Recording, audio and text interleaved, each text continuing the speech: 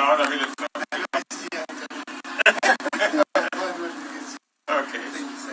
What we have here is the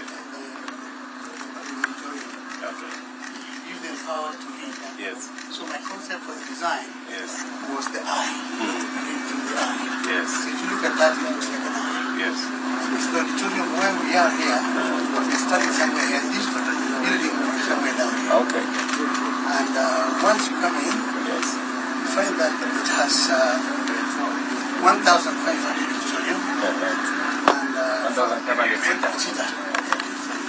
There's another hall for 500. And lecture rooms about 15 of them, each carrying 70. The entire area is 16,565, which is about 800.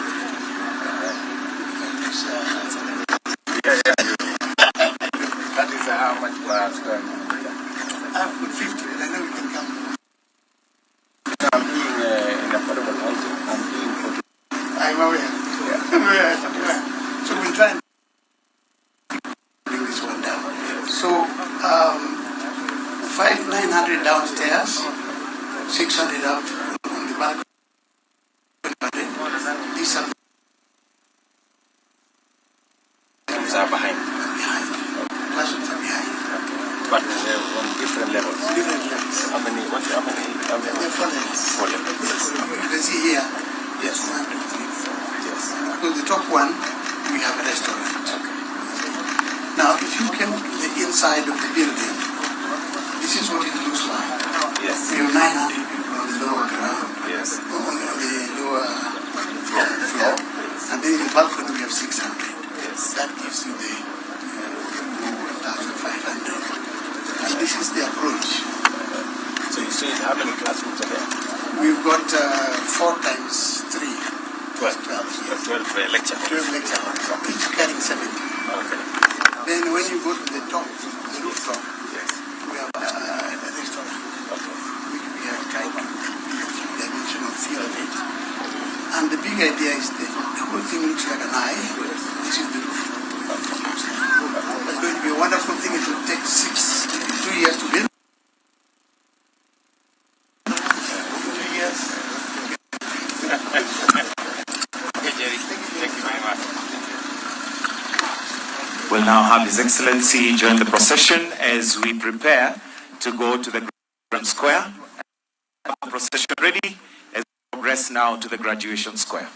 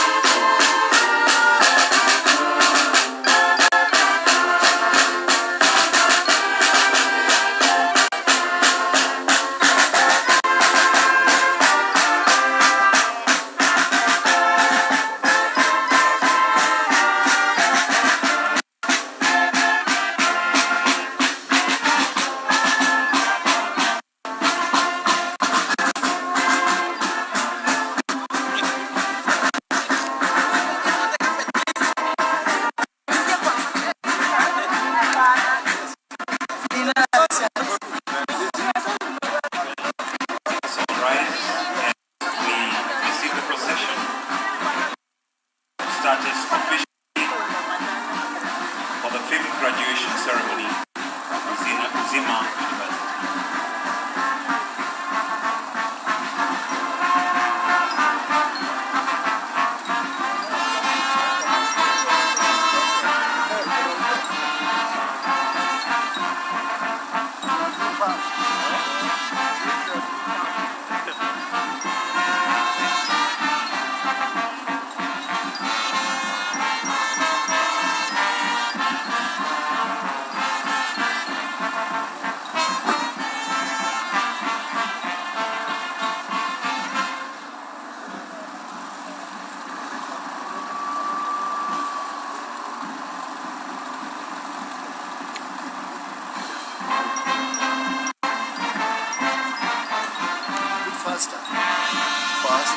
Faster. We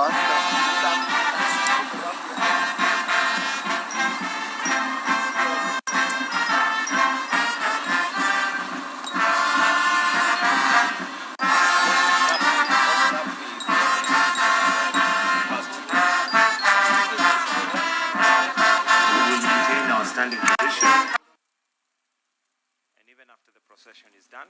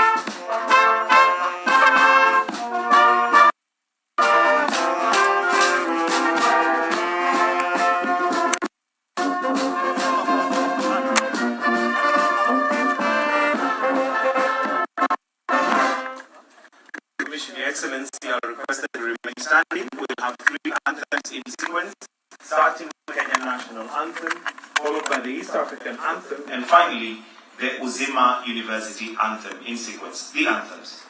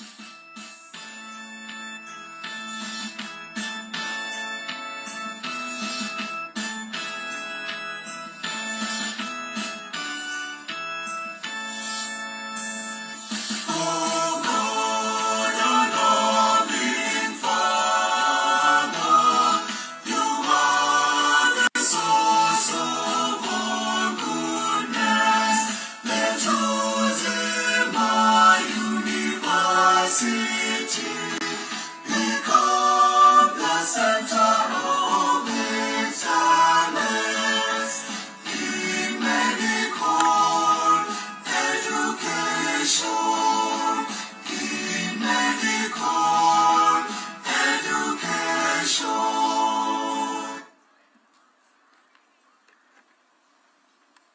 While we remain standing, Your Excellency, with your permission, allow me to invite the founder of Uzima University, the Most Reverend Zacchaeus Okoth, to lead us in a word of prayer.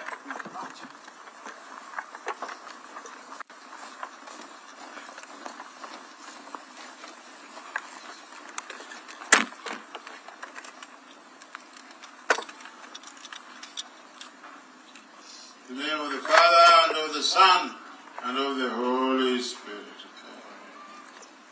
O God, our loving Father, you are the source of all inspiration and the source of all goodness. On this day, we stand before you in order to dedicate this day of graduation to you. To celebrate this auspicious occasion of the graduation class of 2025, being graced by the presence of His Excellency the President of the Republic of Kenya and Commander-in-Chief of Defense Forces as our chief guest, Honorable Dr. William Samoei Ruto, PhD, CGH. May you, O Lord, our God, bless him in a very special way as the symbol of unity of our beloved nation.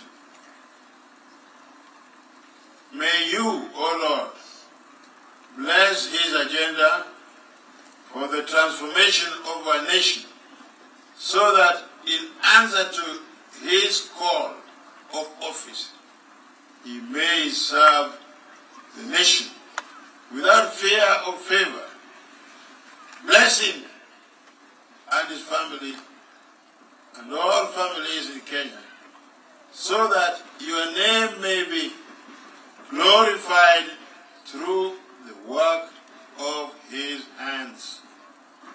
And may your blessing come upon all of us present for this graduation, through Christ our Lord. Amen. Amen. In the name of the Father, and of the Son, and of the Holy Spirit. May we kindly take our seats. Your Excellency, Dr. William Samoei Ruto, President and Commander-in-Chief of the Kenya Defense Forces, Cabinet Secretary Education, Honorable Julius Migoso Gamba, all governors and deputy governors present, Principal Secretaries, Dr. Beatrice Inyangala, Dr. Raymond Omolo, the Most Reverend Zacchaeus Okoth, founder of Uzima University, the Chancellor, Professor Oyuko Onyango, the University Council, chaired by CPA Nelson Otieno, members of Parliament present, graduates, family and friends, and all invited guests. Your Excellency, with your permission, allow me to invite the Registrar, Academic and Student Affairs, Roslyn Aduda, to come and invite the Chancellor to constitute the Assembly. Roslyn Aduda, karibu. Tumkaribishe kwa makofi.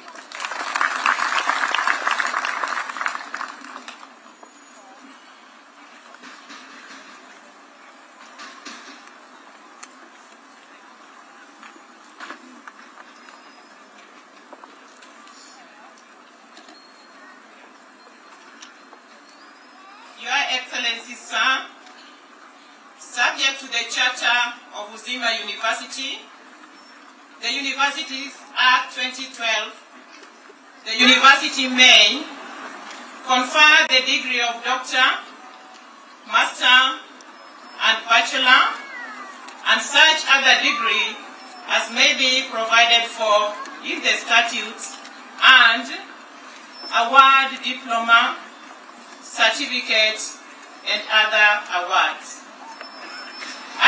the Vice Chancellor to constitute the 5th congregation of Uzima University. Vice Chancellor, sir.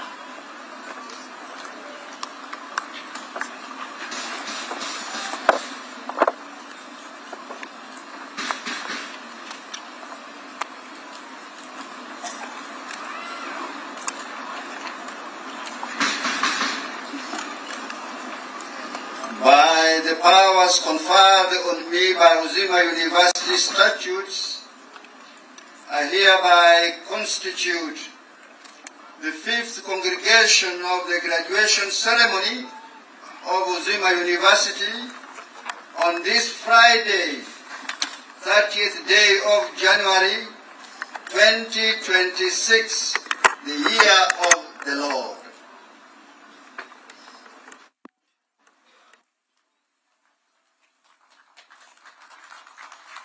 Hatujafurahia, tupige makofi. It's now constituted, the 5th graduation. Your Excellency, to start us off, now that we have the assembly constituted, we have the Uzima University Choir, who have prepared a special song. And the name of the song is Kenya Inchi Yangu, a patriotic song. So I request that we give them a warm welcome as they're coming to give us that piece of entertainment, Kenya Inchi Yangu. And the choir is Uzima University Choir. Karibuni.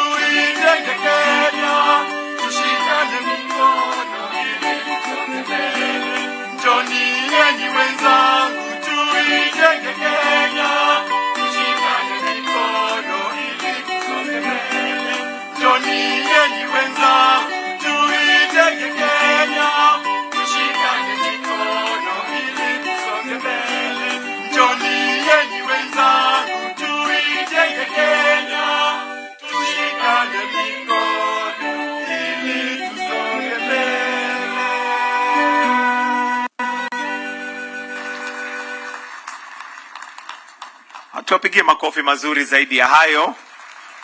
Na nimeona kama mngeendelea kidogo rais angeingia kwa hiyo kwaya, vile nimeona akiimba akisema ya kwamba tushikane mikono kama wazalendo. Asanteni sana Uzima University Choir for that wonderful song. Your Excellency, at this point allow me to invite the Uzima University Vice Chancellor to give us some brief welcoming remarks. Tumkaribishe pia kwa makofi.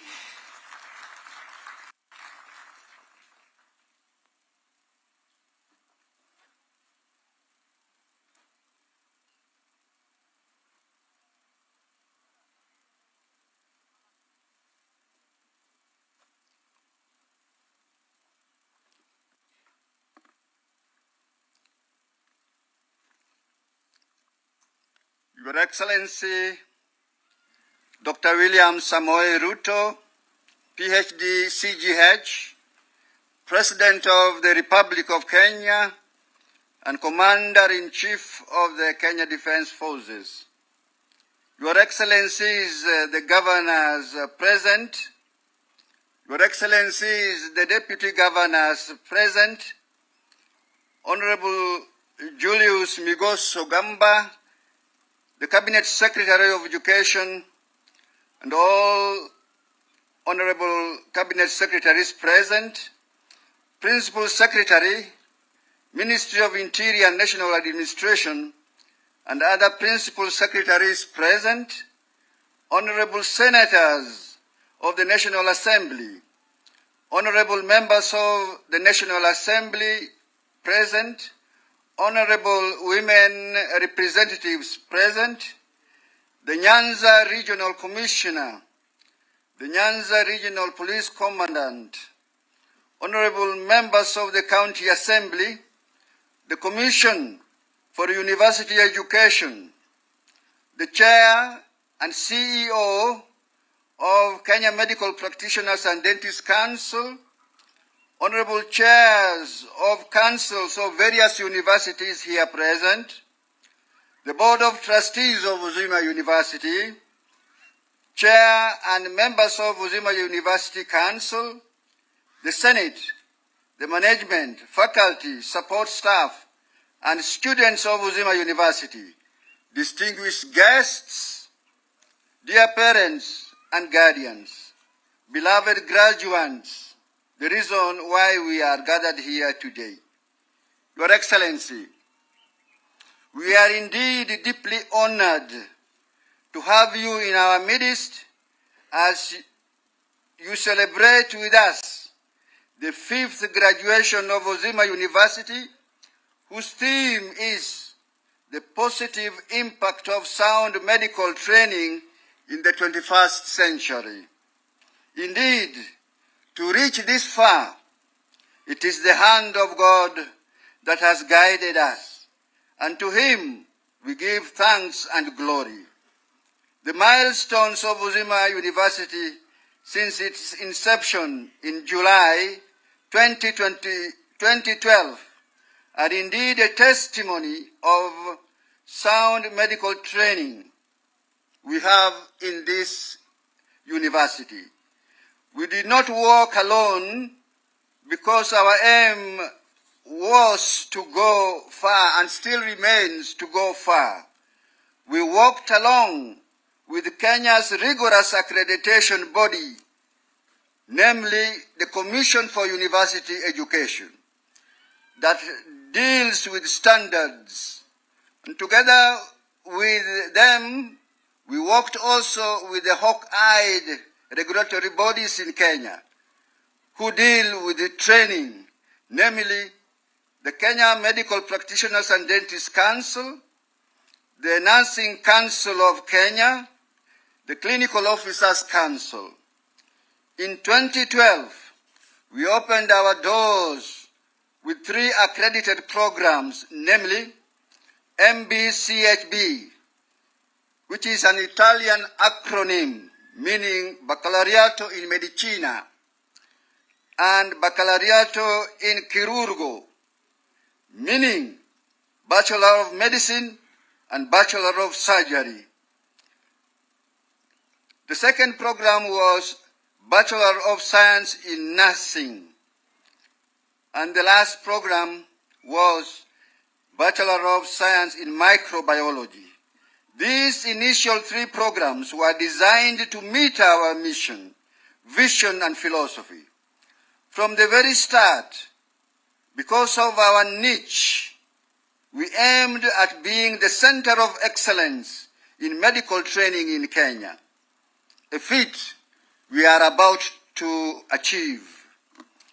In 2015, we added the Bachelor of Science in Clinical Medicine, thus strengthening our contribution to primary and emergency health care.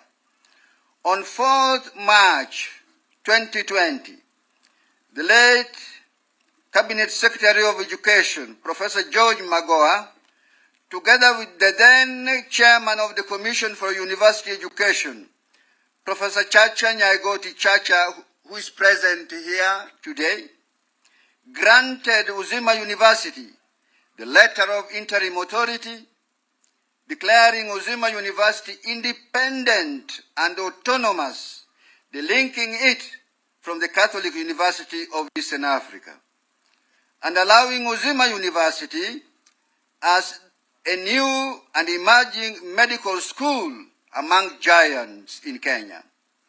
Uzima Medical School became the new baby in the block of medical training in Kenya. With this newfound independence, Uzima University chartered a new path and tailored the training of its students to the evolving demands of modern healthcare. Competency-based healthcare, patient-centered healthcare, and technologically aligned healthcare. In 2024, during the follow-up joint rigorous inspection by the regional and medical regulatory bodies, Uzima University Medical School received an outstanding score of 80.9%, a resounding affirmation of the quality and the soundness of our training as a medical school. Uzima University distinguished awards for the 3 consecutive years from Africa Academy Awards, based in Accra, Ghana, West Africa, has gifted Uzima University in 2023, in 2024, and in 2025 with the most outstanding University of Health Sciences in Africa, and the Best Private University in Africa award.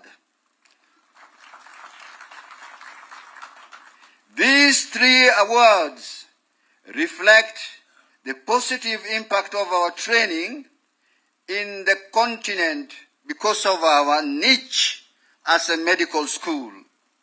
Based on our philosophy, Luceat Lux Vestra, Latin, which means let your light shine, from Matthew 5:16, we have developed Uzima brand.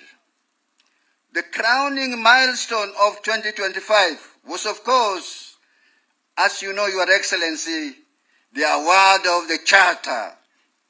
This consequential award by Your Excellency, the President of the Republic of Kenya, stamped Uzima's authority as a leader among equals in sound medical education.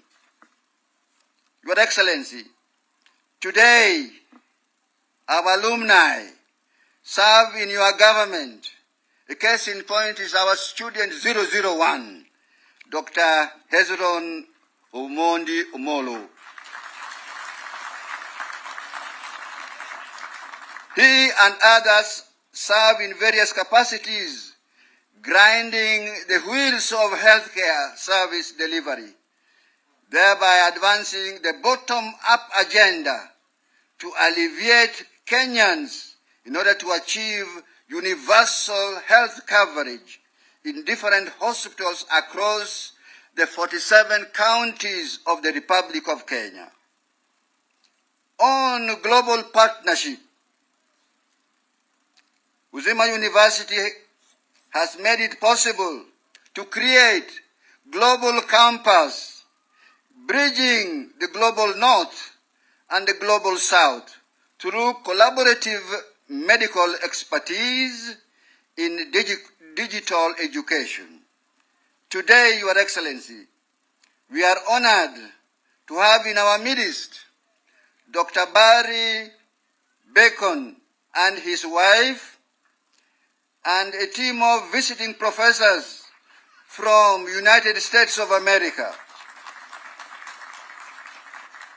and from Europe, who have come not only to attend our graduation, but also to conduct in-person training in basic life support and advanced cardiac life support. Our collaboration with the Erasmus Plus program of European Union, facilitated by Dr. Rick Waltuzen of Harvard University McLean Hospital, has opened pathways for our students and staff exchange programs. The Kisumu Neuroscience Initiative, led by Kenyan diaspora neurosurgeons through Jaramogi Oginga Odinga Teaching and Referral Hospital, has enabled countless Kenyans to receive life-changing care.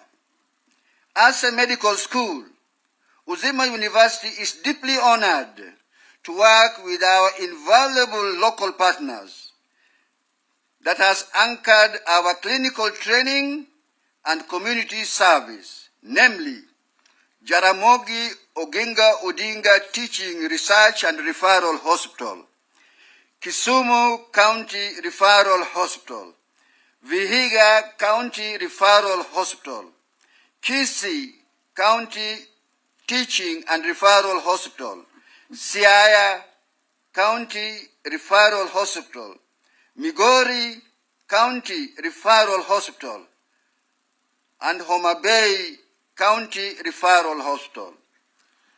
To all the eminent staff and medical superintendents in these hospitals, we are most grateful to you. Our collaboration with you in focus forms part of the living classroom in which our students continue to grow into competent and compassionate healthcare providers. Your Excellency, Uzima University affirms its alignment with Your Excellency's unwavering commitment to universal health coverage under the bottom-up economic transformation agenda. We support you 100% in this area. Finally, to the class of 2025, you are our pride. You are the living proof of our graduation theme of 2025. Therefore, to you we say, go ye forth as healers, innovators, and ambassadors of Uzima. Take the Uzima brand wherever you go. What is the Uzima brand? The spirit of simplicity, the spirit of integrity, honesty, tenacity, and brilliance and compassion. May God heal through your hands. And may our motto, Luceat Lux Vestra, let your light shine, guide your path. As I conclude, I have a rundown of what happens in Uzima. The founder of Uzima University is the Most Reverend Zacchaeus Okoth, Archbishop Emeritus of Kisumu. Uzima University is run by a board of trustees. Uzima University is a faith-based university that offers quality medical training. Its accredited programs by the Commission for University Education at degree level include Bachelor of Medicine and Bachelor of Surgery, MBCHB, Bachelor of Science in Clinical Medicine, Bachelor of Science in Nursing, Bachelor of Science in Health Systems and Development, Bachelor of Science in Microbiology. Diploma level courses include Diploma in Nursing, Diploma in Health Records, Diploma in Clinical Medicine, Diploma in Mortuary Science, Diploma in Community Health. Certificate level courses are 2, Certificate in Health Records, Certificate in Mortuary Science.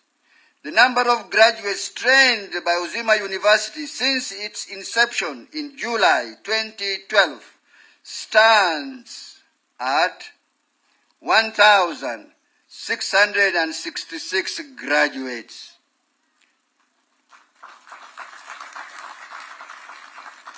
The total number of graduates today stands at 393. Those graduating as doctors today are 82. Those graduating as clinical officers are 108.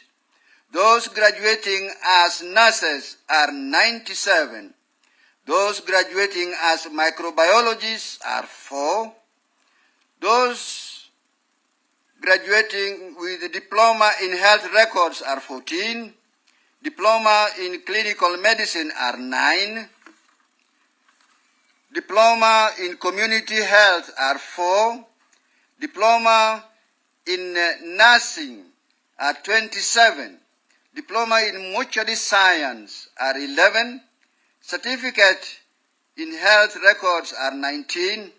Certificate in mortuary science are 3. Total 393. The total number of current students are 2,459 because of our specialization. Human resource at Uzima University. Professors are 6, associate professors are 14, senior professors are 16, lecturers are 32, deans are 3, associate deans are 2, heads of departments are 31, tutorial fellows are 20, graduate assistants are 11. Your Excellency, I have stood here to give a resume of our university. I've stood here to be seen and heard. Now, with your permission, allow me to sit down so that I too may be appreciated. Thank you. A better round of applause for him. He stood up to be seen, spoke to be heard, and sat to be appreciated. Your Excellency, next allow me to invite the chairperson of Uzima University Council, Mr. Nelson Alois, to make some brief remarks. Tumkaribishe pia kwa makofi tafadhali. Welcome, sir.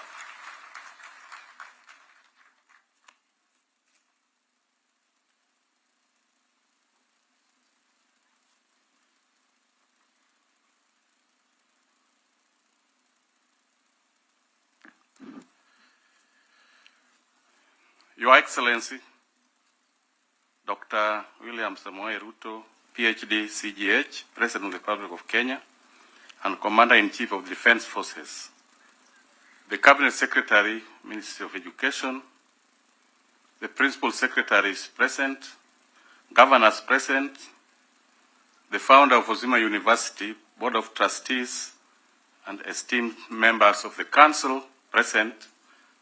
I would have requested you to stand, but in the interest of time, allow me just to proceed. our Chancellor, the Vice Chancellor, Deputy Vice Chancellors, Deans, and faculty members, all members of Parliament present, and all chairmen of state corporations present, and above all, our parents and exceptional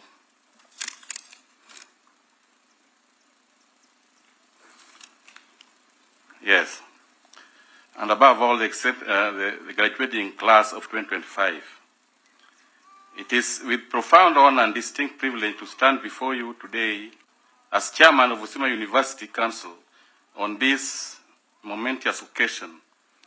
The graduation carries special significance in the history of our institution, for it is the first since Uzima University was awarded a charter by His Excellency the President.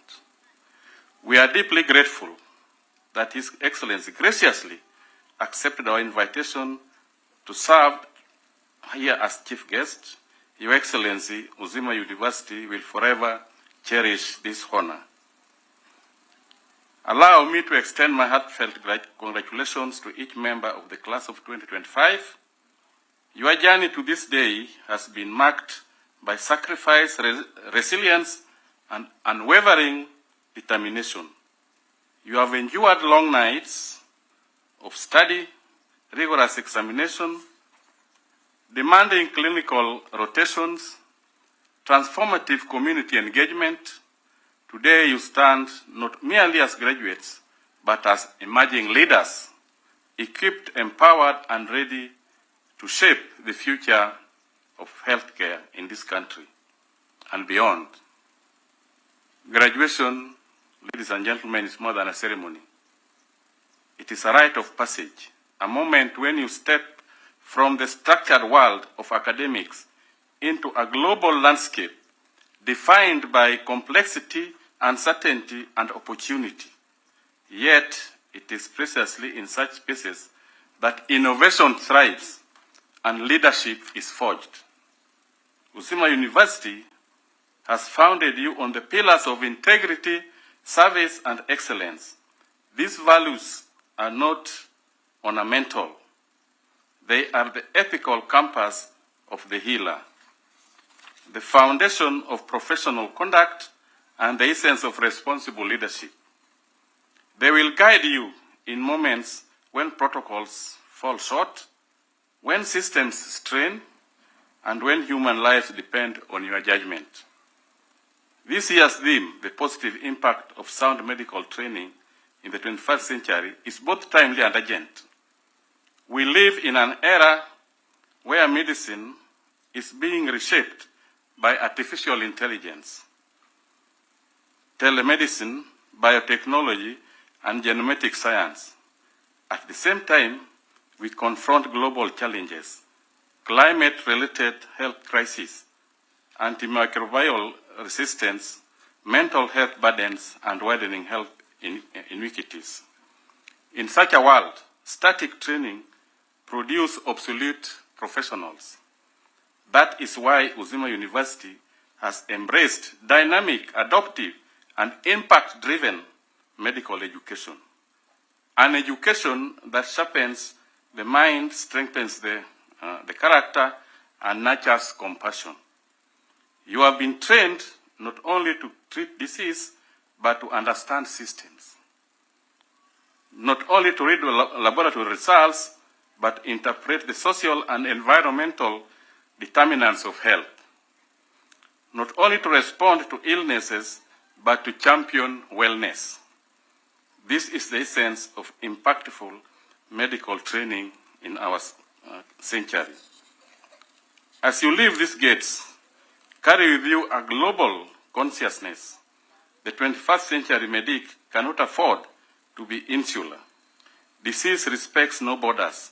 A virus in one region can reach another within hours.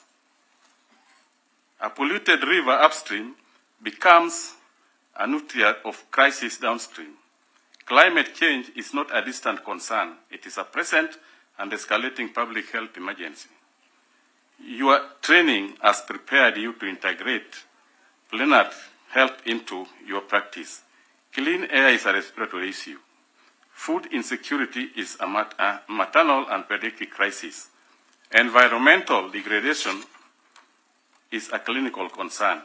You have the tools to act and the responsibility to read. What then does the world expect from you? First, it expects you to remain lifelong learners. Medical science evolves daily. Let curiosity be your constant companion. Second, it expects you to lead. Leadership is not confined in titles. It is found in the quiet courage of advocacy, in the compassion of bedside care, and in the integrity of everyday decisions. Third, it expects you to serve. Your degree is not merely a personal achievement. It is a public trust. Serve with humility, with dignity, and with an unwavering commitment to justice and human worth. Let me speak briefly about values. Excellence without integrity is perilous. Compassion without competence is insufficient. Knowledge without humility is incomplete. Never compromise your ethics. Every patient is someone's loved one, someone's hope. Let empathy be the anchor of your expertise. You may forget certain lectures or protocols, but you will never forget how you made people feel or how they made you feel. Let humanity be your enduring legacy. As a university, we are immensely proud to release into the world graduates who heal bodies, restore hope, strengthen systems, and challenge injustice. The world is not only seeking medics, it is seeking voices of conscience, hands of skill, and hearts of courage. Today marks a beginning. Step forward boldly, embrace complexity, welcome change, and never underestimate your power to influence systems, save lives, and shape destinies. The Board of Trustees, the University Council, your lecturers, your families, and your community stand firmly behind you. We believe in your vision, your values, and your capacity. Transform healthcare in Kenya and beyond. Go forth and impact, heal, lead, innovate, and above all, serve. Congratulations, class of 2025. May your journey be guided by purpose, fueled by passion, and anchored in compassion. Thank you, and I wish you all the best.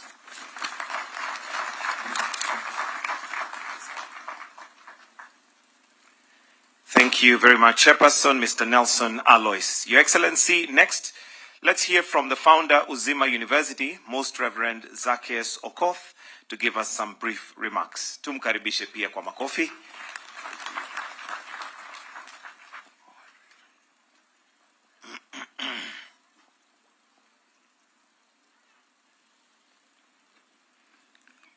Your Excellency, William Samoei Ruto, PhD, CGH, President of the Republic of Kenya and Commander of the Kenya Defense Forces. Your Excellencies, Governors present, Honorable Members of the National Assembly, distinguished guests, dear parents and guardians, beloved graduates. It is with profound gratitude and deep personal joy that I welcome you to Uzima University on this historic 5th graduation day, celebrated under the theme, the positive impact of sound medical training in the 21st century. This theme speaks directly to our mission, our journey, and the transformative role Uzima University continues to play in shaping healthcare for Kenya, Africa, and the world. Your Excellency, allow me to begin by thanking you most sincerely for honoring the promise you made during the Charter Award at State House, that you would come and celebrate with us. Your presence today affirms the national importance of sound medical training in this century and rapid change, emerging diseases and evolving healthcare needs. We also gather with warm remembrance of your late brother, the Right Honorable Raila Amolo Odinga. We honor him not only as a national statesman, but with deep affection as the first patron of Uzima University. From our earliest days, he believed the dream of Uzima. His encouragement, his presence at the inaugural fundraising at Sikh Union, and his unwavering support laid a foundation that continues to sustain us. His legacy lives in the very heart of this institution. Your Excellency, please feel free at home in Uzima, a home that both you and your brother and many countless courageous leaders, parents and professors have helped to nurture. Your Excellency, we remain deeply grateful for the great honor you bestowed upon our institution through the award of the Charter on the 8th of May 2025. This singular act strengthened our resolve to deliver sound, relevant, and globally competitive medical training, the kind that saves lives, transforms communities, and prepares our graduates for the complex realities of the 21st century healthcare.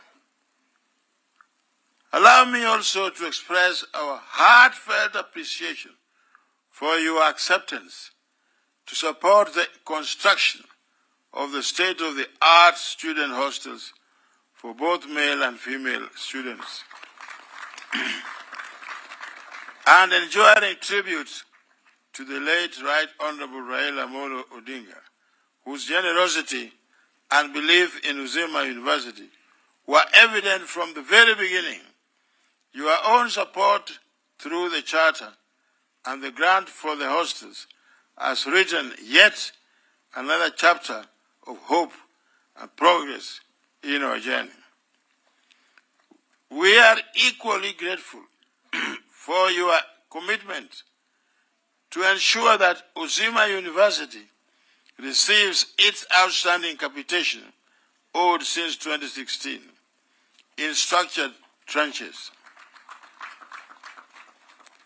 This intervention strengthens our capacity to deliver training that meets the demands of modern medicine, technologically advanced, ethically grounded, and community responsive.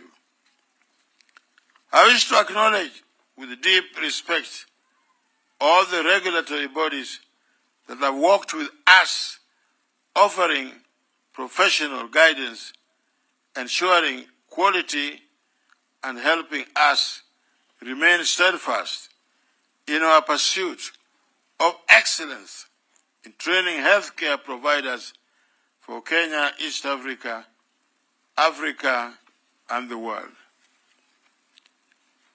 Your Excellency, we also acknowledge and deeply appreciate your unwavering commitment to universal health coverage through your bottom-up economic transformation agenda, a national vision that aligns perfectly with our mission to produce competent, compassionate healthcare providers for every community in Kenya. To our graduates, you are the living proof of this theme. Go forth as healers, innovators, ambassadors of Uzima. Carry with you the spirit of the institution, a spirit of resilience, integrity, compassion, and transformative impact. And as you step into the world, may our cherished motto guide you your path. Luce et lux vestra, let your light shine. May God bless Uzima University. May God bless our beloved nation, Kenya. And may God bless each one of you. Most Reverend Zacchaeus Okoth, founder of Uzima University. Thank you, Most Reverend. And for anybody who may have forgotten, we're in Kisumu. It's Kisumu where, despite the age, the English is impeccable. Your Excellency, sir, on behalf of the Kisumu County Government and its environs, allow me to invite the Deputy Governor Kisumu County, Honorable Dr. Matthew Ochieng Owili, to quickly recognize the leadership that may be present before we all invite the Honorable Cabinet Secretary to make his remarks. So let's welcome Honorable Dr. Matthew Ochieng Owili, DG Kisumu County, to recognize the leadership present. Welcome, sir. Thank you. On behalf of the Governor of Kisumu, Professor Peter Anyang' Nyong'o, who is out of the country for work, and His Excellency is sufficiently briefed, I rise on this occasion to represent him.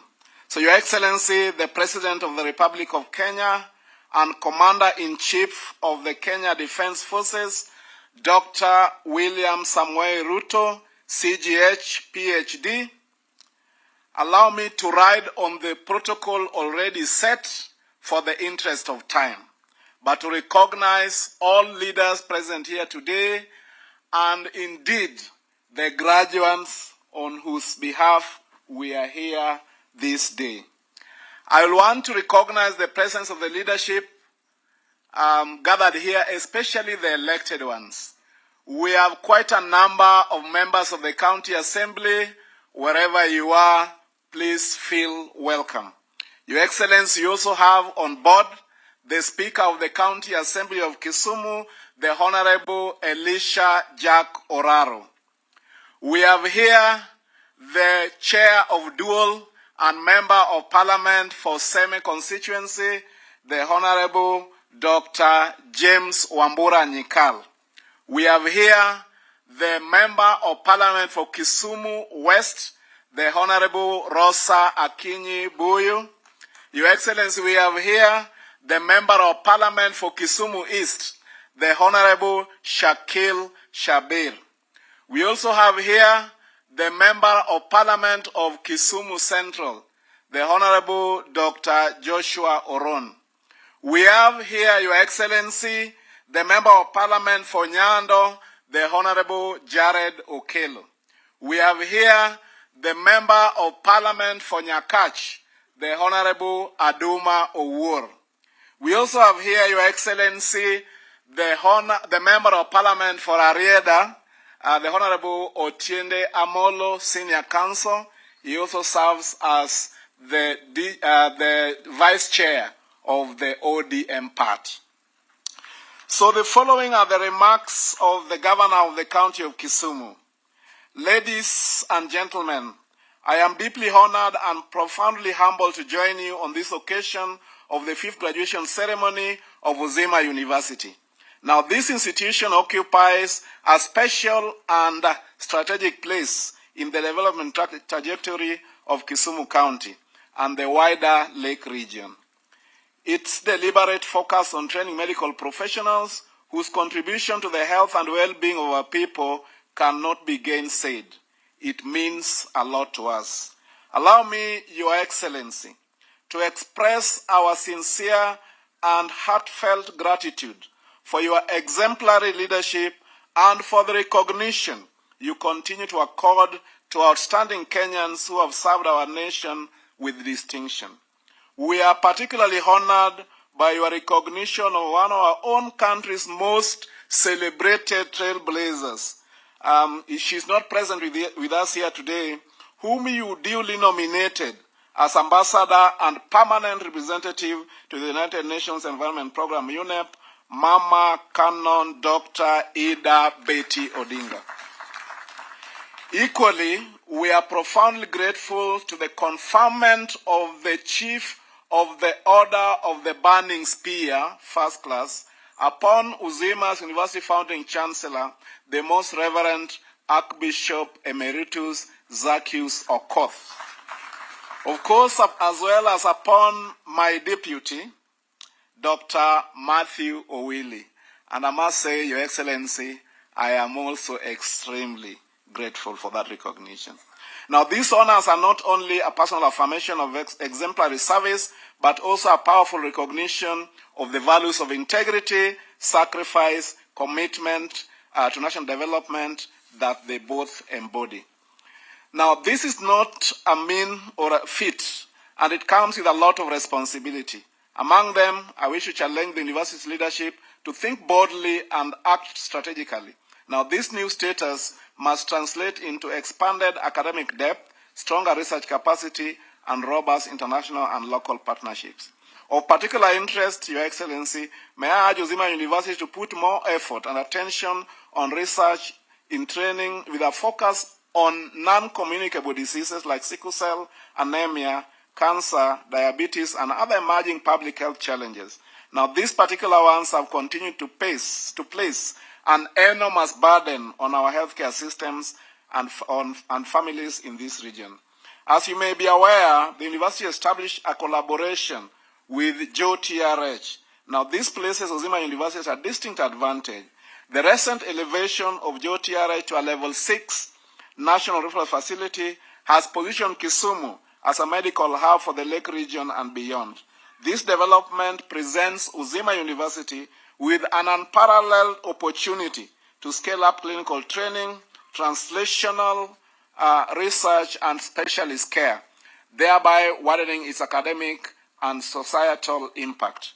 Equally commendable is the Uzima University's growing partnership with the Lions Club International, a collaboration that exemplifies how academia and civic service can converge to drive community transformation. The planned construction, and indeed it is ongoing, of Kisumu Lions Sight First Eye Hospital within the university precincts is a landmark initiative. This facility will not only serve as a teaching and referral facility in advanced eye care, but will also strengthen research and innovation in ophthalmology for Western Kenya and the greater Lake Basin region. Formalization of the Lions Club of Kisumu Uzima University partnership recently underscores the commitment of the two institutions to broadening service and social responsibility among its students.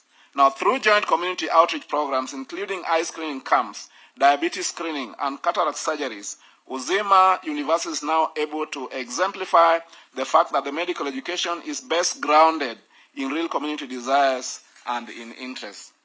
Now, to the graduating class, today marks the culmination of years of discipline, sacrifice, and intellectual rigor. It is also a result of tireless sacrifices by your benefactors. You ought to appreciate them as you enter into a calling that demands lifelong learning and unwavering ethical standards. As medical practitioners and health professionals, remember always that knowledge without compassion is incomplete. You carry not only your degrees, but also the hopes of families, communities, and a nation striving for equitable and quality healthcare. Finally, may I reaffirm the commitment of the county government of Kisumu to supporting institutions of higher learning that align with our development agenda. Uzima University is a critical partner in strengthening our healthcare systems, building human capital, and advancing evidence-based policy and practice. Soon we'll be having a pharma company, production company planned here in Kisumu, and this will greatly complement your efforts alongside other related institutions and beneficiaries. May I congratulate the University Council, management, staff, parents, and guardians for nurturing this class. To the graduates, yours is a well-earned achievement. Kudos. May you go forth as ambassadors of excellence, service, and humanity. As the wise say, where the needs of the world and your talent cross, there lies your vocation. I thank you. May God bless you. May God bless Uzima University, and may God bless His Excellency, the President. Your Excellency, we are looking forward to today both at Uzima and in the other engagements that you'll have with your lovely people of Kisumu. And of course, we're also looking forward to Monday. It promises to be a very big occasion, not just for Kisumu, for Homa Bay, and for Siaya. Thank you. Erokamano DG. Your Excellency, at this point, allow me to now invite the Cabinet Secretary, Ministry of Education, Mr. Julius Migos Ogamba, to give his brief remarks and in turn invite His Excellency, the President. Tumpigie makofi tafadhali.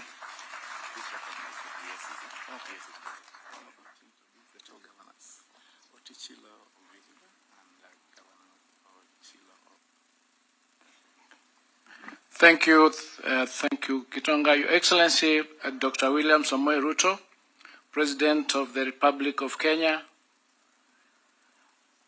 the Governor of Kisumu, represented here by his DG, the Governor of Migori, present here today, the Governor of Vihiga, present here, the Most Reverend Archbishop Zacchaeus Okoth, Archbishop Emeritus of Kisumu, and founder of Uzima University, chancellors, vice-chancellors, deans, and distinguished faculty and other members of Uzima University, graduates of this 5th convocation of the Uzima University, the PSS here present, led by Dr. Raymond Umolo, Dr. Beatrice Inyangala, Dr. Omoluga, and CPA Karen Agengo, parents, guardians, and loved ones present, clinical partners, invited guests, ladies and gentlemen, members of parliament, members of the assemblies here present, good morning.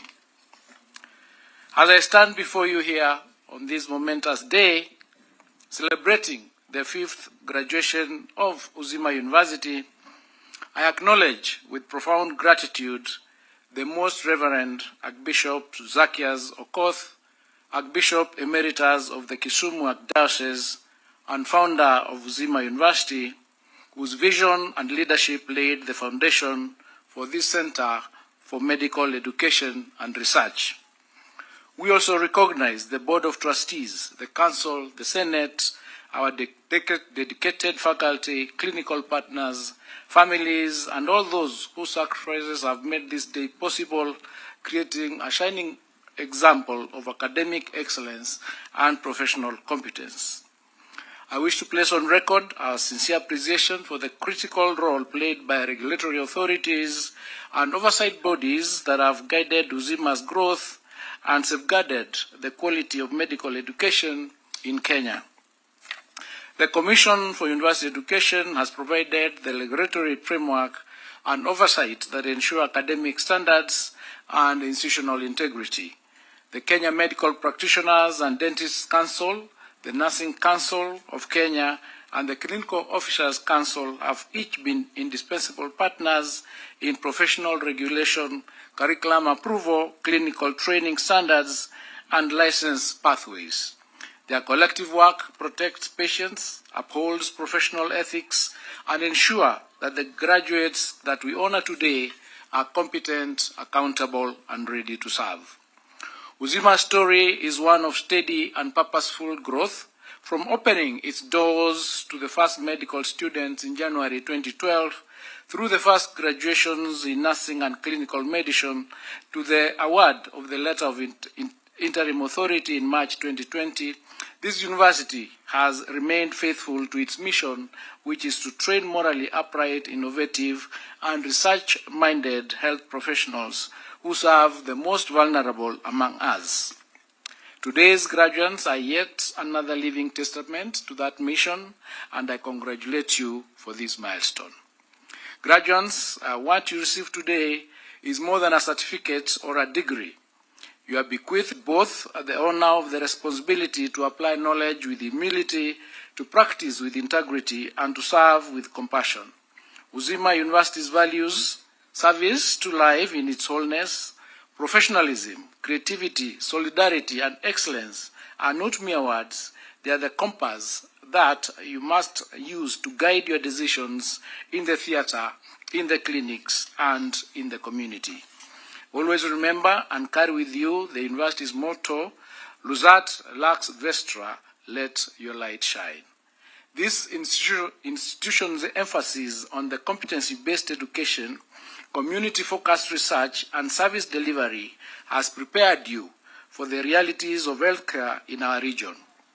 The partnerships that Uzima has forged with Jaramogi Oginga Odinga Teaching and Referral Hospital in Kisumu, the Kisumu County Referral Hospital, the Aga Khan Hospital in Kisumu, and international collaborators have enriched your training and broadened your perspectives. These linkages ensured that your learning was anchored in clinical excellence and responsive to local health needs.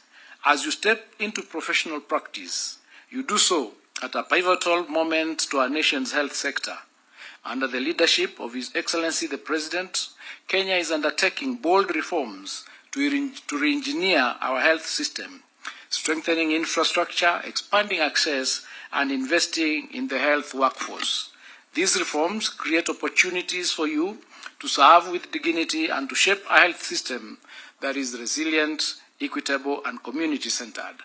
I urge you to embrace roles across the continuum of care in county hospitals, community health programs, research institutions, and health management, where your impact will be multiplied.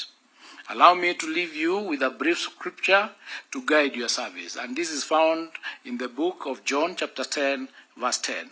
I have come that they may have life and have it to the full. This is the spirit of Uzima, the fullness of life, and it is a charge that I place upon you today. Serve life fully with competence and compassion.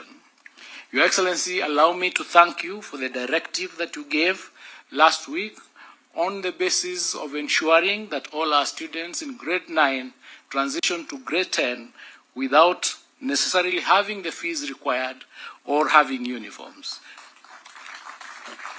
Due to that directive, we have been able to move our admissions from 92% last week to 98% yesterday, and we intend to move to the 100% transition policy as provided in our government policies by the end of today.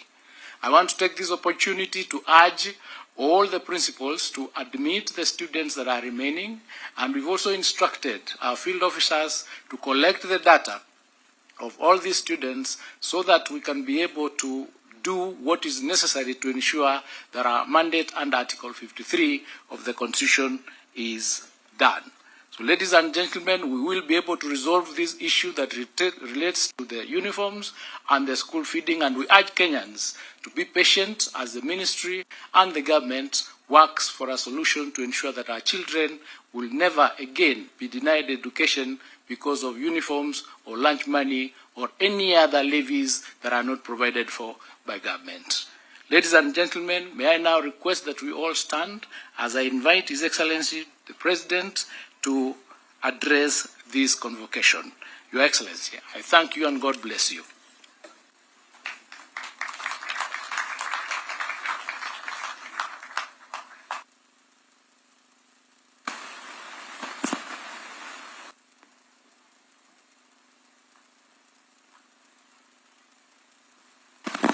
Thank you very much. Ladies and gentlemen, you may take your seats.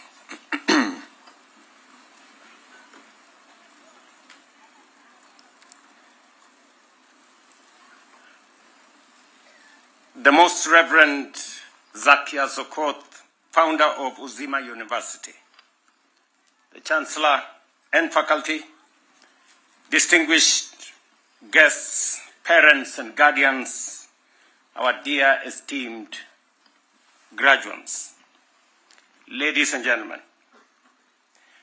it is my singular honor to address this fifth congregation and graduation ceremony of Uzima University, an institution that is steadily distinguished itself as a bold and emerging force in Kenya's higher education landscape, shaping both minds and hands through cutting-edge medical training in the service of humanity.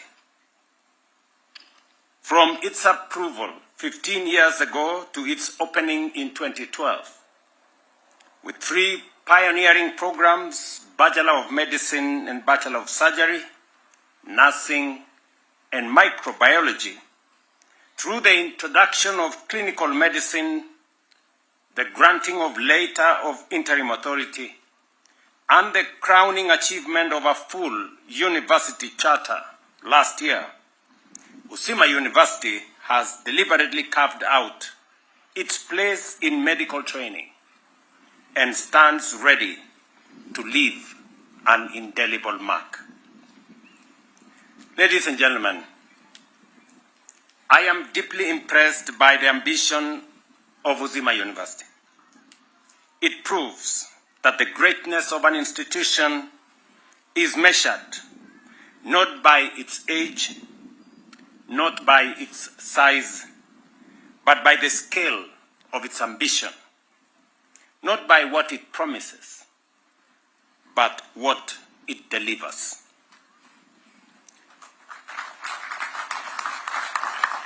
Uzima University may be young, it may be small, but its impact is phenomenal. I know there would have been one person who would have taken great pride in attending this graduation ceremony when this university is now a fully chartered university. That is my elder brother, the Right Honorable Raila Amolo Odinga.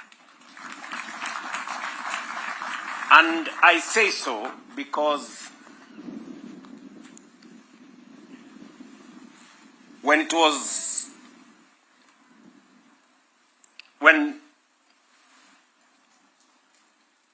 the Archbishop Emeritus, Zacchaeus Okoth, was canvassing for the issuance of charter, he sent the Right Honorable Prime Minister to me.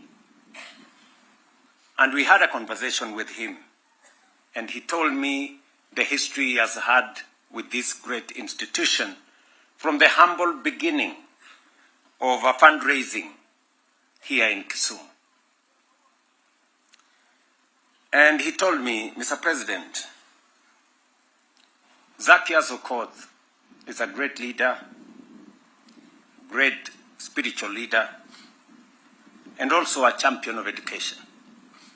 He is advanced in age, and it is good that we award the university charter before Zacchaeus goes on the long journey.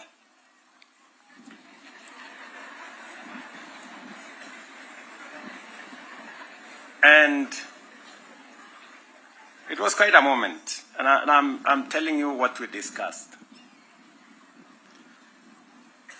And therefore he asked me, please prevail on the Commission for University Education to expedite the issuance of charter to this university. We did what was necessary, and the issuance of charter was not undertaken because of the reverence we have for Zacchaeus, but because this university met the conditions necessary for issuance of charter.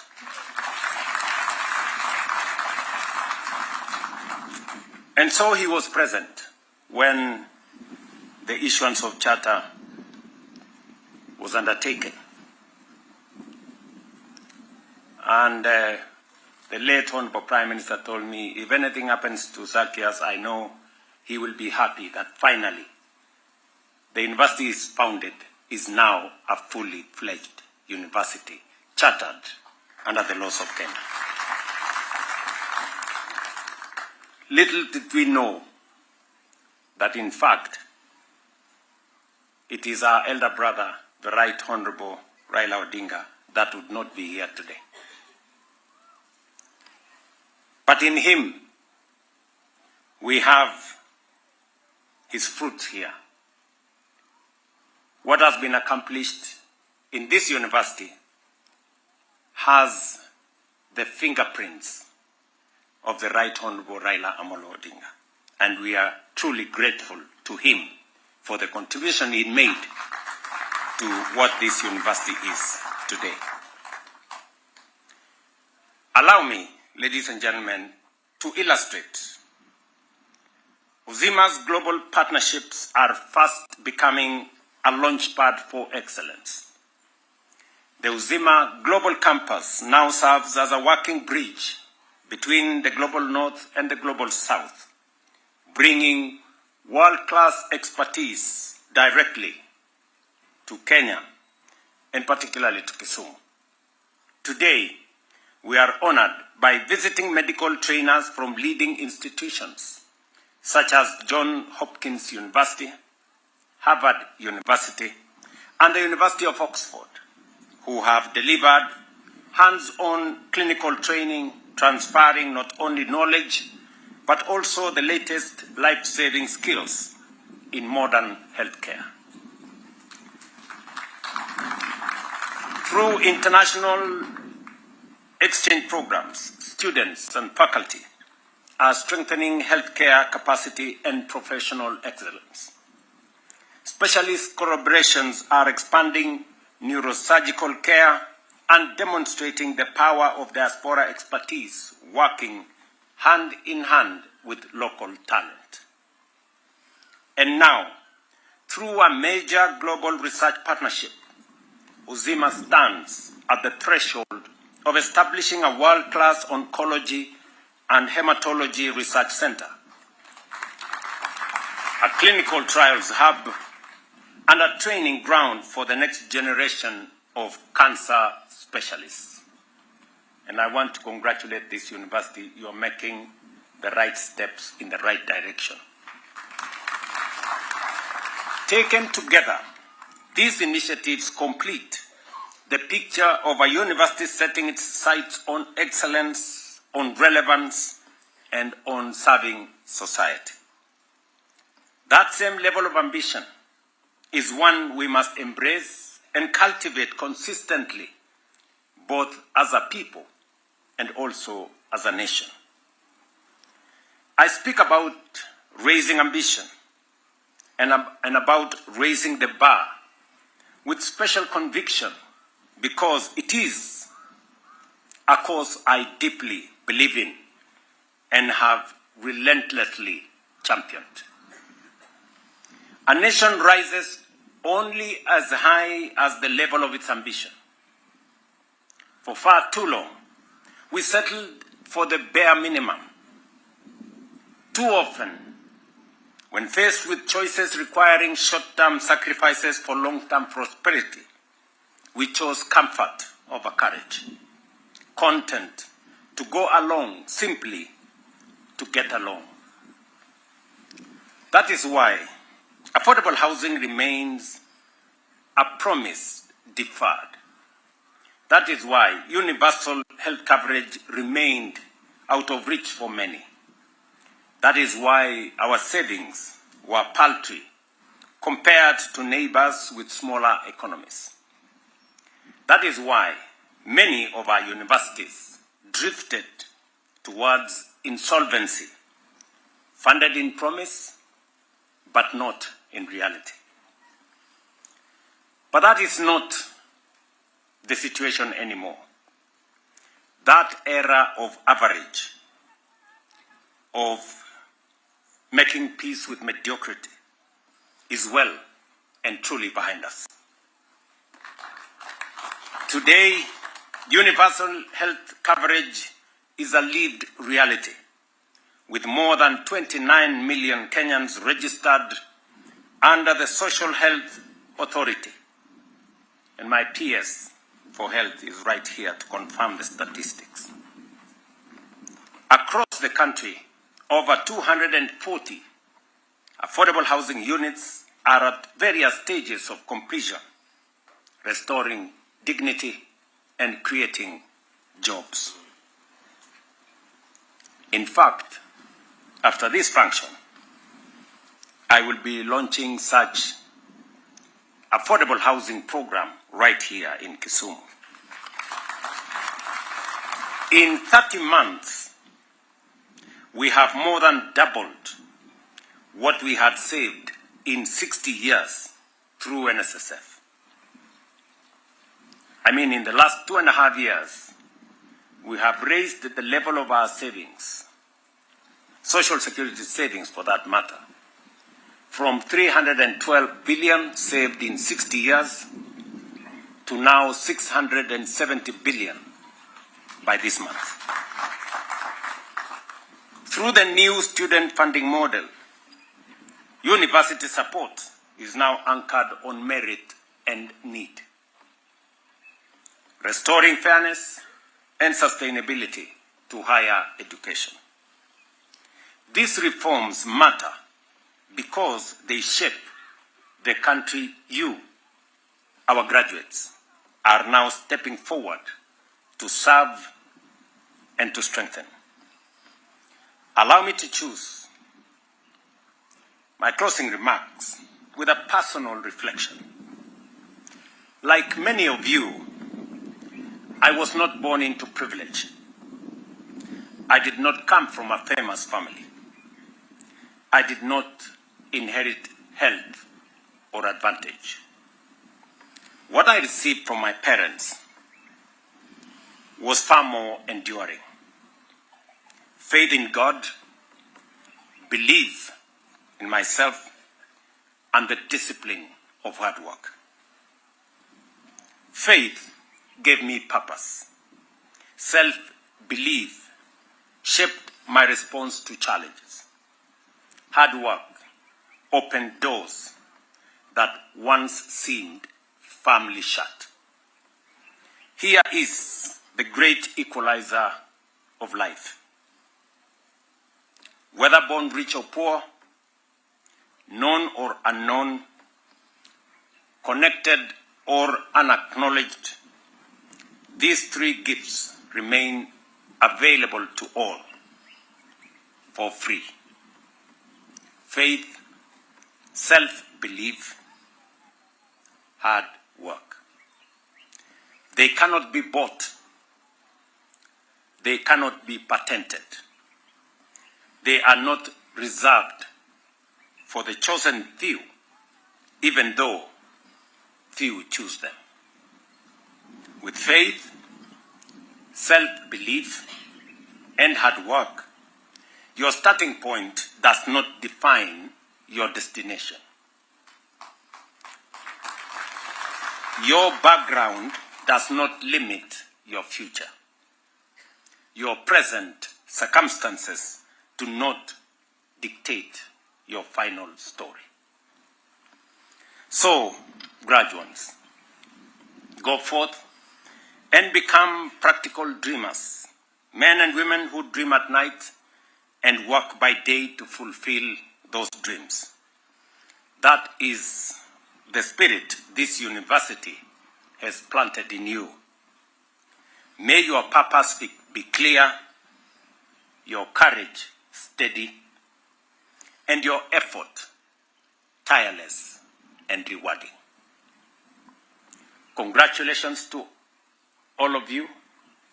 My very, very best wishes as you step out to serve this nation, and may God bless you. I thank you.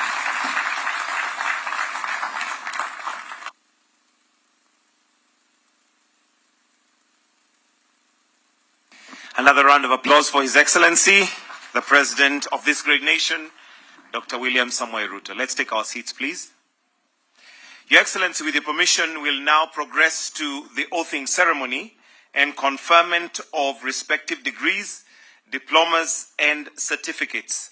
And allow me to invite Mr. Philip Nyaswa, DVC Resource Mobilization, Quality Assurance, Partnership, Research, and Innovation to guide us on that. Tumkaribishe.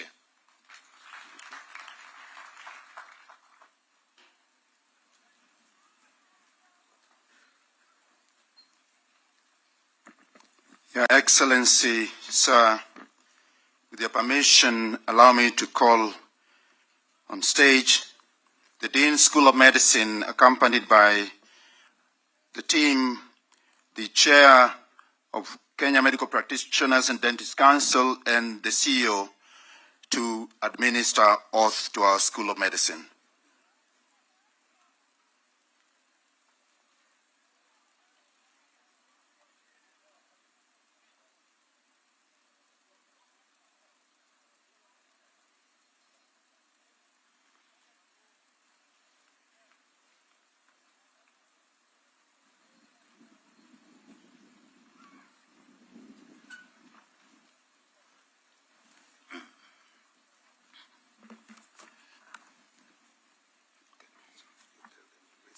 Yes.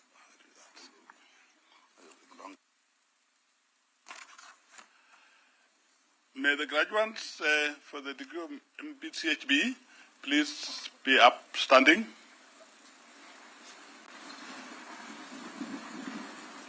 There you are. And raise your right hands. Go to the page that has got the oath and speak loudly after me to assure His Excellency and Kenyans that you mean business for the health of Kenyans. When I say I, you pronounce your name. After that, you read after me. Pardon? Yes. I'm sorry, I'm forgetting. All other doctors in the congregation, behind me or in front, who have taken this oath before, please be upstanding. All of them? And raise your right hands to support and welcome our new colleagues. So, I begin and I say I, you say you, I, and you pronounce your name.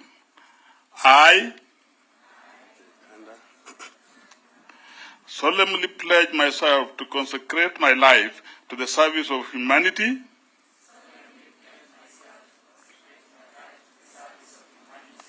I will give to my teachers the respect and gratitude which is their due.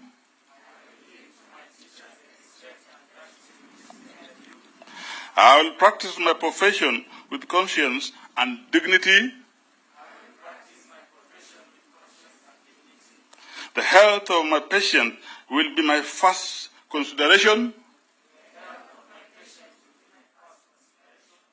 I will respect the secrets which are confided in me even after the patient has died.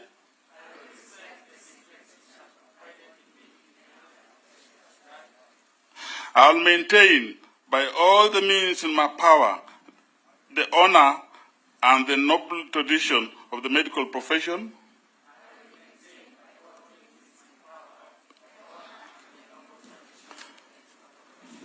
My colleagues will be my brothers and sisters. I will not permit consideration of religion, nationality, race, party politics, or social standing to intervene between my duty and the patient. I will maintain the utmost respect for human life from its beginning, even under threat. And I will not use my medical knowledge contrary to the laws of humanity. I make these promises solemnly, freely, and upon my honor. So help me God.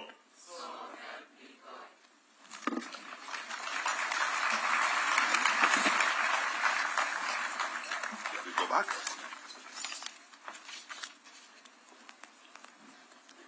Let's give them another round of applause. Your Excellency, allow me to invite the Dean School of Clinical Medicine, Professor Andrew Otieno, to accompany the Clinical Officers Council present to administer the oaths of office.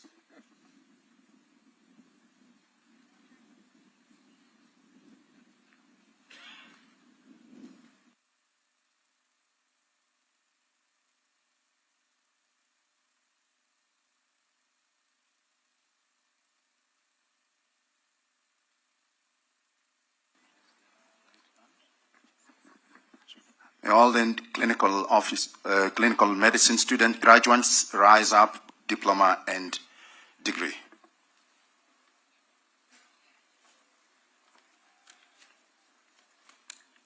To the graduates, you will raise your hand, again just like the previous team, and you will read this after me. I swear to fulfill to the best of my ability and judgment this covenant. I will respect the hard-won scientific gains of those physicians in whose steps I walk.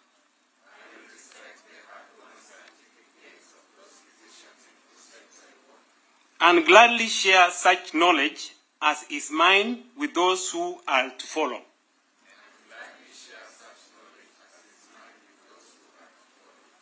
I will apply for the benefit of the sick all measures that are required, avoiding overtreatment.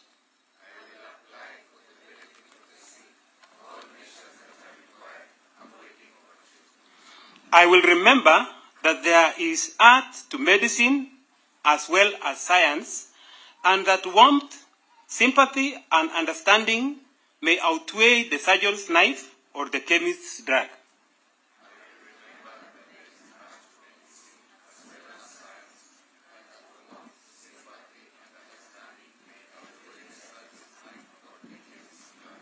I will not be ashamed to say, I know not, nor will I fail to call in my colleagues when the skills of another are needed for a patient's recovery.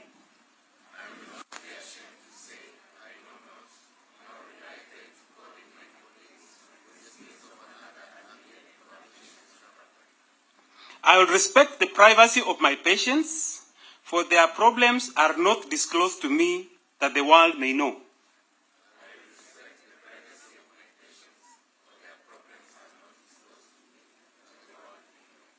Most especially must I tread with care in matters of life and death.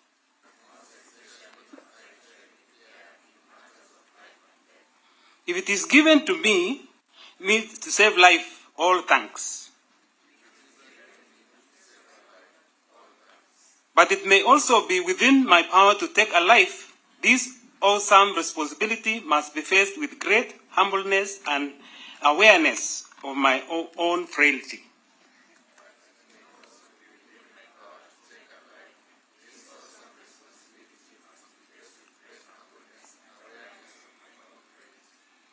Above all, I must not play at God.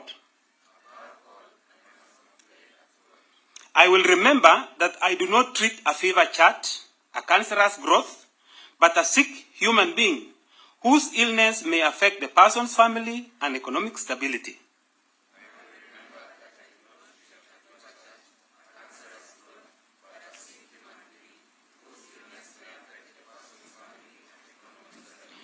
My responsibility includes these related problems if I am to care adequately for the sick.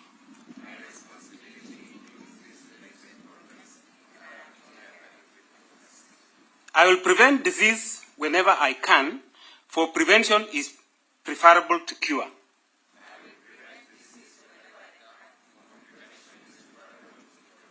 I will remember that I remain a member of society with special obligations to all my fellow human beings, those sound of mind and body, as well as the infirm.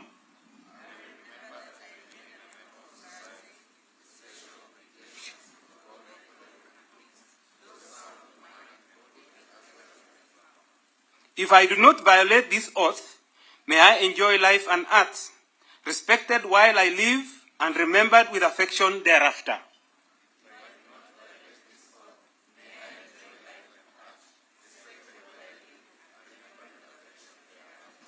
May I always act so as to preserve the finest traditions of my calling, and may I long experience the joy of healing those who seek my help.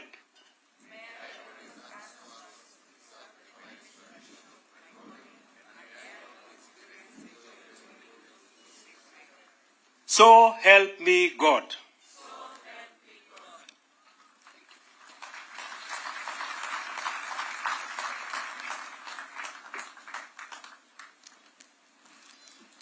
Let's appreciate them once again.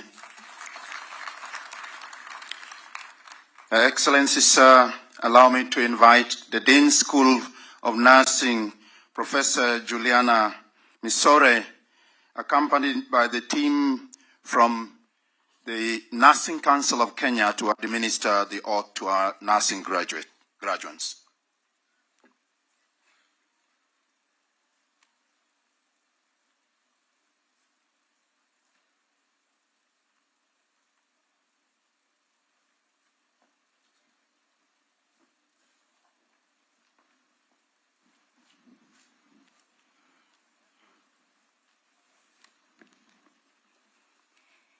Your Excellency, sir, the taking of the oath of the nursing graduates is also accompanied by the cardinal writing ceremony. This is a long-standing tradition in the nursing profession, whose roots we find back in 1853 during the Crimean War, when Florence Nightingale, the mother of the modern nursing, noted the deplorable state that the soldiers were living in that led to deaths of the wounded soldiers. And from there, she worked towards improving sanitation and bringing science into nursing. And so graduates, kindly rise, light your candles so that we can quickly go through the oath. And this oath is developed by the Nursing Council of Kenya in collaboration with the National Nurses Association of Kenya. I have the president of the Nurses Association with me, so that together we can administer the oath. And so you're going to say after me,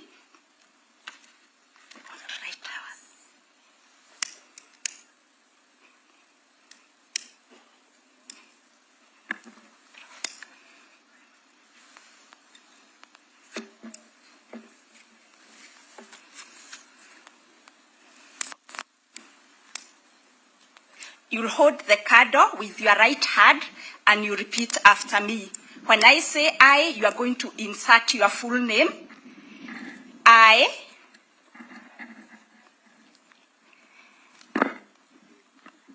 please say your name proudly. That is the same pride that we expect, that you're going to provide care and you're going to observe the oath as we are going to mention it. I do solemnly swear before the Almighty God and in the presence of this assembly. Do solemnly swear before the Almighty God and in the presence of this assembly. To observe the Nurses' Code of Ethics. To observe the Nurses' Code of Ethics. I shall faithfully practice my profession in accordance with the laid down rules and regulations. I shall faithfully practice my profession in accordance with the laid down laws and regulations as provided for in the Nurses Act, Cap 257 of the Rules of Kenya. As provided for in the Nurses Act, Cap 257 of the laws of Kenya. I shall abstain from whatever is deleterious and mischievous. I shall abstain from whatever is deleterious and mischievous, and shall not take or knowingly administer any harmful drug. And shall not take or administer any harmful drug. I shall do all in my power to maintain and elevate the standard of my profession. I shall do all in my power to maintain and elevate the standard of my profession. I shall hold in confidence all personal matters committed to my keeping. I shall hold in confidence all personal matters committed to my keeping. And all family affairs coming to my knowledge in the practice of my calling. And all family affairs coming to my knowledge in the practice of my calling. I shall endeavor to work in collaboration with other team members. I shall endeavor to work in collaboration with other team members in the provision of health care and devote myself to the welfare of those committed to my care. in the provision of health care and devote myself to the welfare of those committed to my care. So help me God. So help me God.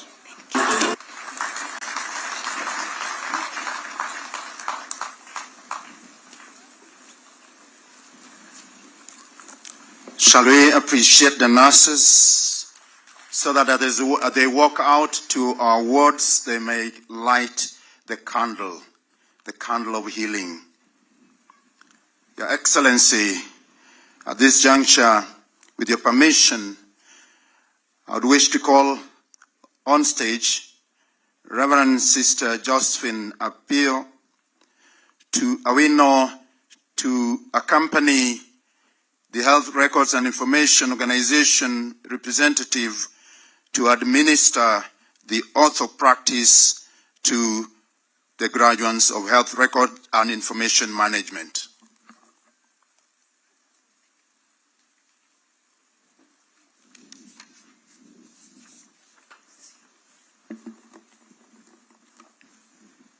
Your Excellency, sir, may I request graduates or graduates for Health Records and Information to please stand up.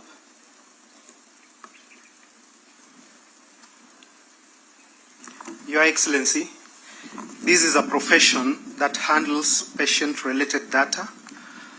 They manipulate this data into information, and any information resident in our mind is knowledge. That knowledge is usually very important in making key decisions in our healthcare setup.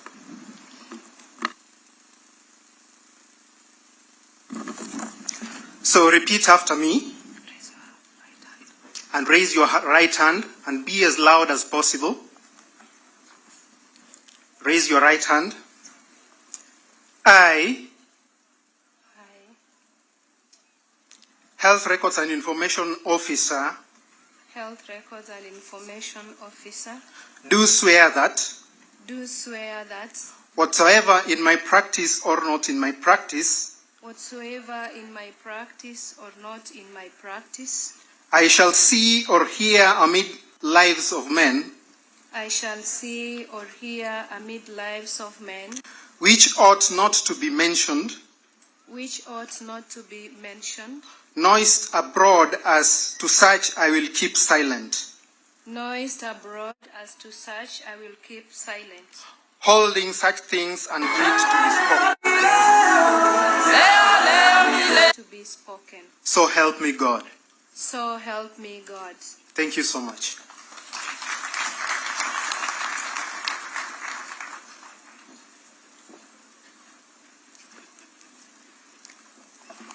Let's appreciate them once again. Health data is a gold mine for the transformation of healthcare in this nation, and their role is very important in the healthcare system. Your Excellency, allow me to invite Dr. Mutoro Ambasi, the head of Community Health, Uzima University, to come on stage to administer the oath of practice to the graduates in Community Health and Development of Uzima University.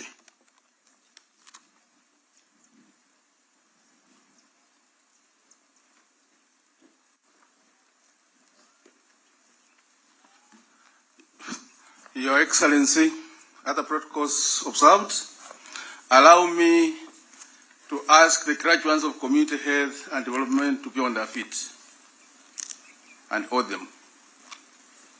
Where are they?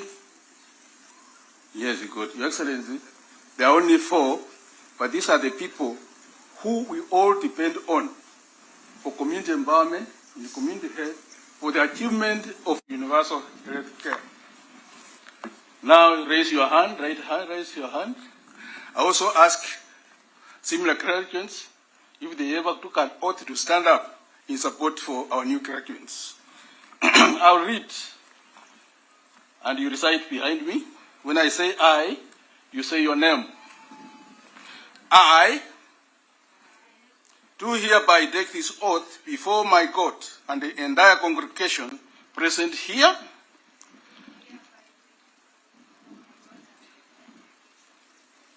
that I shall practice my community health and development knowledge and profession to the community.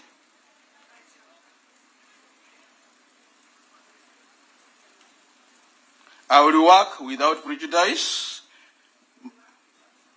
malice, or favor. I shall not ignore any member of the community in my quest to achieve health for all.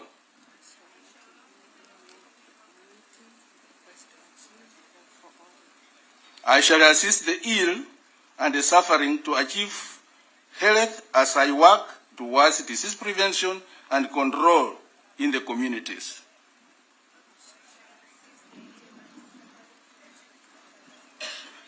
In order to achieve health and development.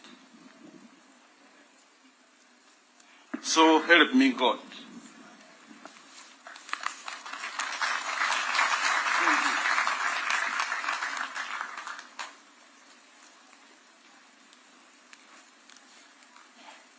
Your Excellency,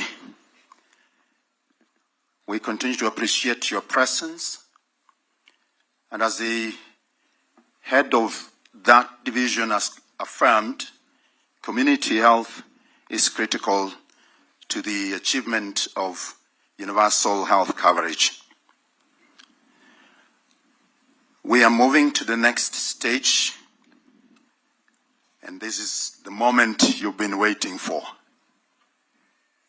Your Excellency, sir, allow me to invite on stage the DVC academics who will call upon the deans of schools to present candidates for the conferment of various degrees of Uzima University in the following order: Dean School of Medicine, Dean School of Clinical Medicine, and Dean School of Nursing.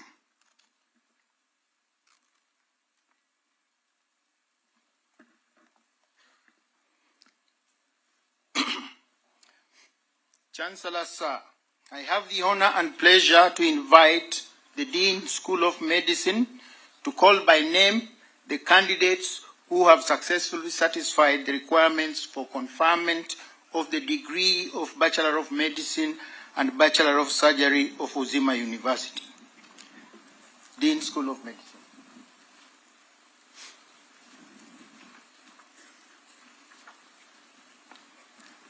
As the Dean mentions your name, you stand until it stops, the end.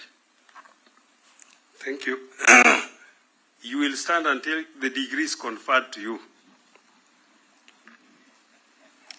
Chancellor, sir, the following 82 candidates satisfied the School of Medicine, Board of Examiners, and the Senate in all the subjects which they were taught and which they were examined for the conferment of the degree of Bachelor of Medicine and Bachelor of Surgery of Uzima University, for which I have the honor to present. Abdile Mohammed, Abdirahama Jima, Abdullahi Ikra, Achieng Judith, Amondi Trixie, Arori Patricia, Awor George, Boke Teresia, Chemoigut Linus, Cherop Loren, Cynthia Cherono, David Gabriel, Emerton Malin, Fadil Amar, Galavu Elizabeth, Hassan Zulekha, Jepkirui Consolata, Jerob Faith, Jones Emmanuel, Juma Sharon, Kihuro Snafa, Kinuthia Dennis, Kinywa Jolly, Kipkoech Suleiman, Kipleting Dennis, Kiprono Joy, Kirui Masi, Kitur Michael, Kosgei Brian, Kusienya Teresia, Kuya Branis,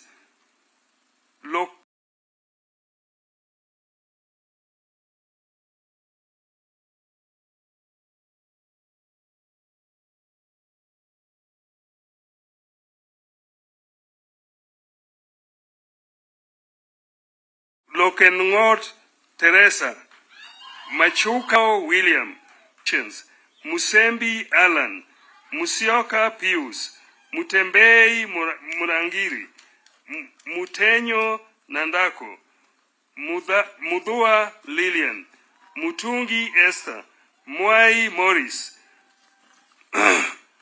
Muithali Imelda, Ndirangu Festus, Ndungu Charles, Nenyunge Susi, Ngima George, Ngui Mudusi, Njagi Sharon, Njoroge Brian, Nurani Muswari, Nyachieo Steve, Nyandieka Jemima, Nyaoga Esther, Obiayo Ronaldo, Odira Laura, Olgas Habiba, Oigara Patience, Ongeta Michelle, Ososo Jerry, Otieno Nicholas, Oyuyo Fadili, Shiranda Edmond, Simiyu Benjamin, Wafula Albinus, Wafula Claret, Wafula Daniel, Wafula Wensolius, Wangigi Millicent, Mwangi Michelle, Langat Simon, Wafula Billy.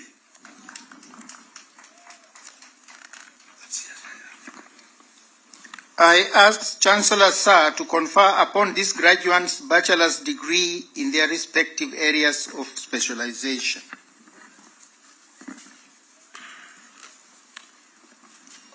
On the recommendation of the Senate, and by virtue of the authority vested in me by the University Council, I confer upon you the degree of Bachelor of Medicine and Bachelor of Surgery of Uzima University.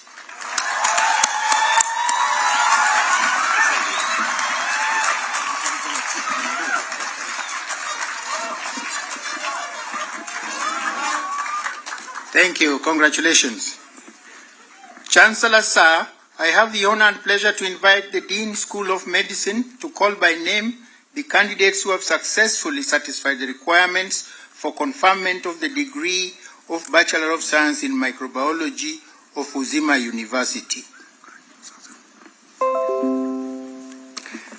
Chancellor Sir, the following 4 candidates satisfied the School of Medicine, Board of Examiners, and the Senate in all the subjects which they were taught and which they were examined for the conferment of the degree of Bachelor of Science in Microbiology of Uzima University, for which I have the honor to present. Bachelor of Science Microbiology, second class honors, upper division, Arodi Paul, Farid Salim, Kanini Daniel. Second class honors, lower division, Otieno Paul.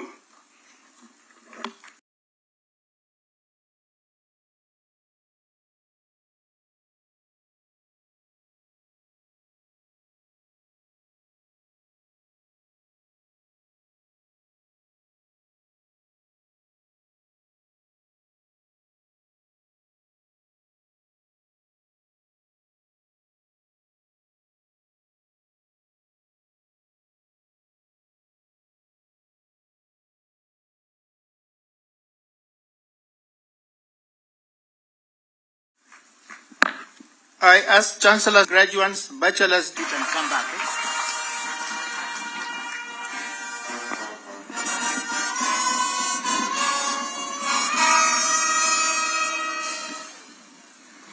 Chancellor Sir, I have the honor and pleasure to invite the Dean, School of Clinical Medicine, to call by name the candidates who have successfully satisfied the requirements for conferment of the degree of Bachelor of Science in Clinical Medicine of Uzima University.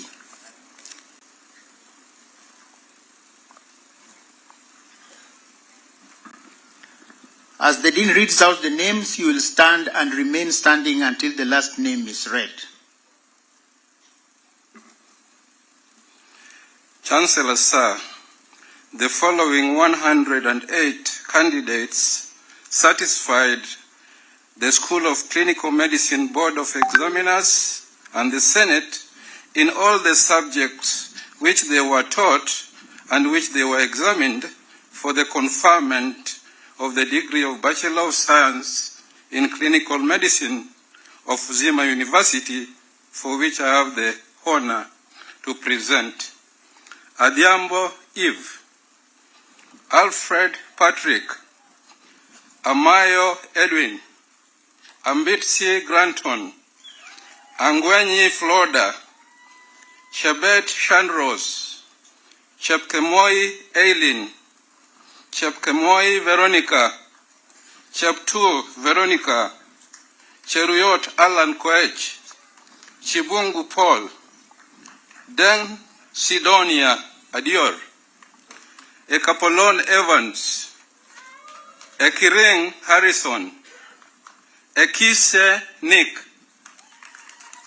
Galgalo Abdi, Gendo Gordon, Isa Mariam, Jeb Kogei Faith, Jeb Ngetich Melanie, Jepto Dorcas, Juma Agnes, Juma George, Juma Margaret, Kibiru Grace, Kameti Alexander, Kanda Tit Titus, Karuri Benson, Kasamani Salome, Kawira Michael, Kazungu Victor, Hagoni Ryan, Kidi Marian, Kio Patrick, Kimutai Japheth, Kiprop Victor, Kisuli Michael, Kogei Melchizedek, Korir Brian, Leshan Matthew, Makan Ian,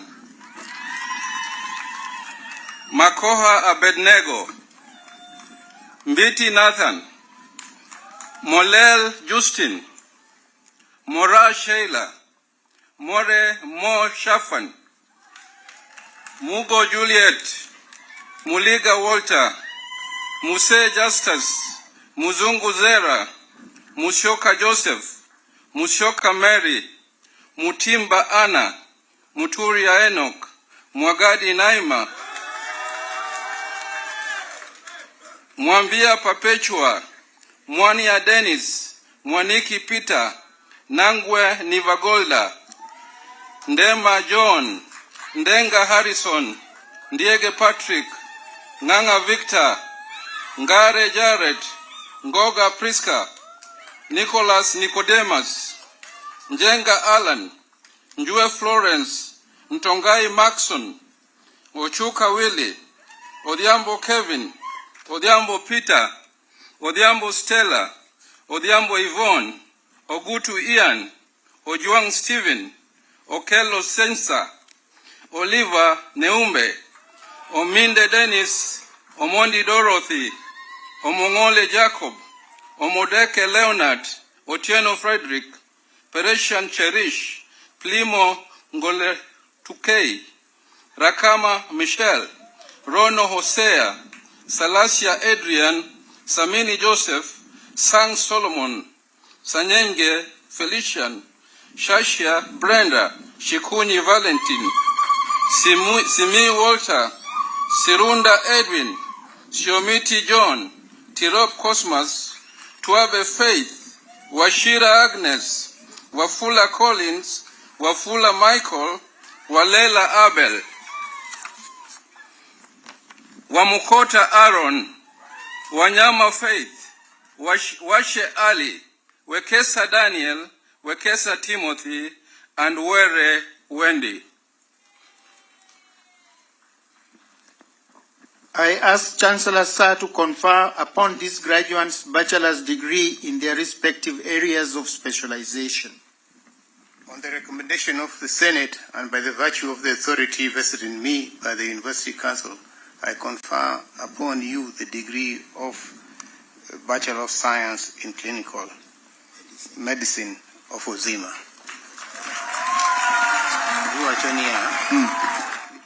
Just read the last name or don't read the whole name.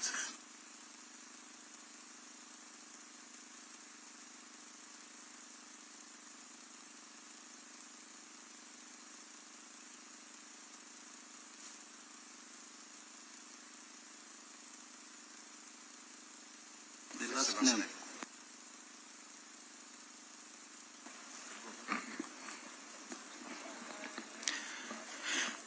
Chancellor, sir, I have the honor and pleasure to invite the Dean School of Nursing to call by name the last candidate who have successfully satisfied the requirements for conferment of the degree of Bachelor of Science in Nursing of Uzima University.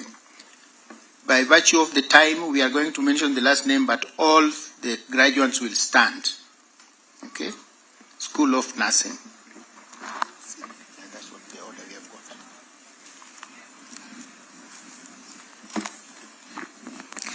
Chancellor, sir, the following 97 candidates satisfied the School of Nursing, Board of Examiner, and the Senate in all the subjects in which they were taught, in which they were examined for the conferment of the degree of Bachelor of Science in Nursing of Uzima University, for which I have the honor to present. Yona Fadhili. All of you stand up. All the graduates stand for nursing. So in view of time, we are only calling the last name.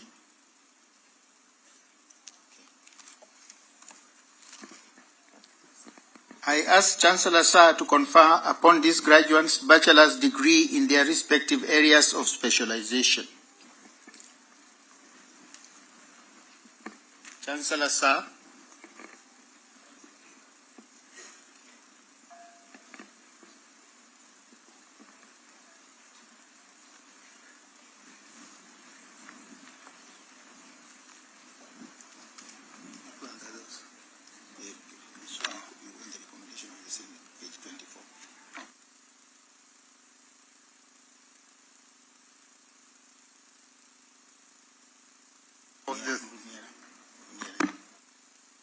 Recommendation of the Senate, and by the virtue of the authority vested in me by the University Council.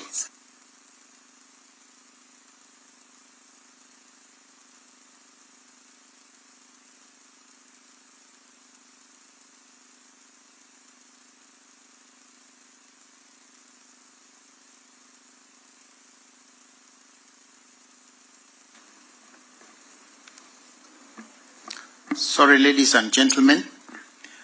We are going to repeat the process. Graduates, bear with us. Sit down, all of you.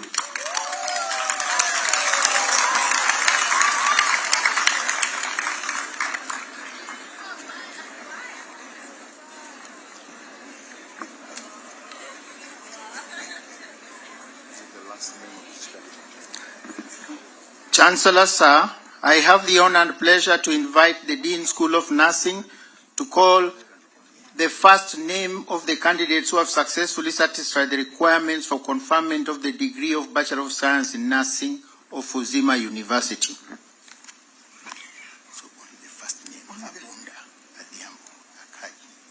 And he's telling me only the last name.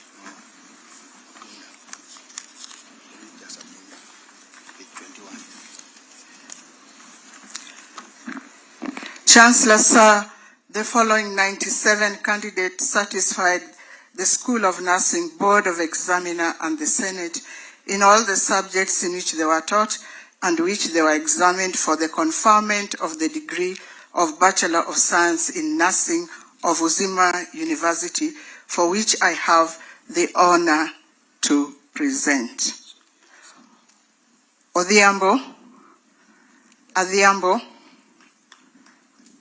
Ochieng, Kiptolil, Onyango, Shakina, Achieng, Chemtai, Chelimo, Chepkemoi, Kipruto, Cherotich, Sheila, Kibet, Joylin, Chepkirui, Chepkorir, Cherono, Domitila, Omingo, Imo,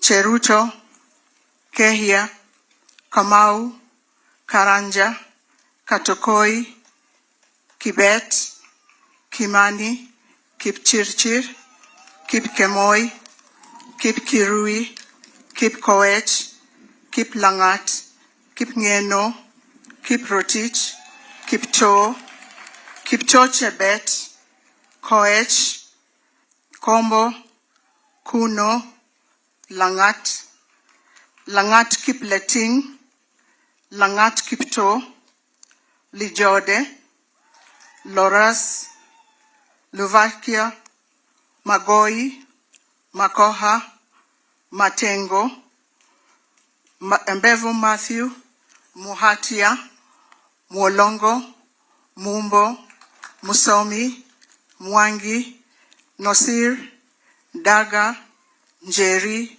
Njuguna, Nkatha, Nyakwemwa, Nyamusi, Nyamwea, Nyanganga, Obala, Odera, Odhiambo, Solo, Odhiambo, Otieno, Odoyo na Manitoba, Oginga, Oigara, Okeyo, Olang, Olum, Omwenga, Onala, Osoro, Oteo,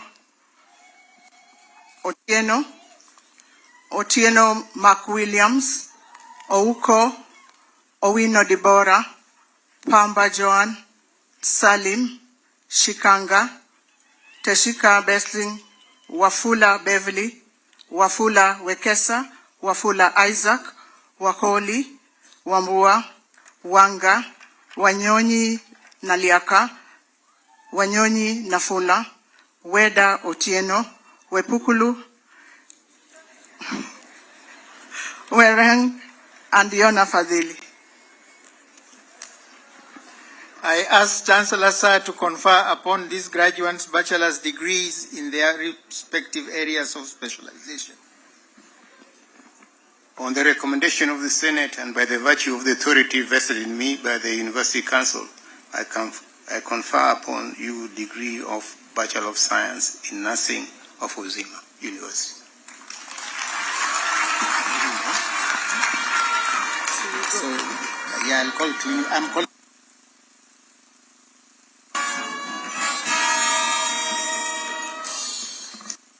Award of diplomas and certificates. Chancellor Sir, I have the honor and pleasure to invite the Dean, School of Clinical Medicine, to call by name the candidates who have successfully satisfied the requirements for the award of Diploma in Clinical Medicine and Surgery of Uzima University.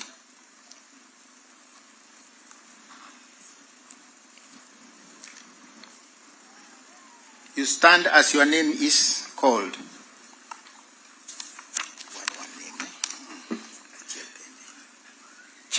Chancellor Sir, the following 9 candidates satisfy the School of Clinical Medicine, Board of Examiners, and the Senate in all the subjects which they were taught and which they were examined for the award of Diploma in Clinical Medicine and Surgery of Uzima University, for which I have the honor to present.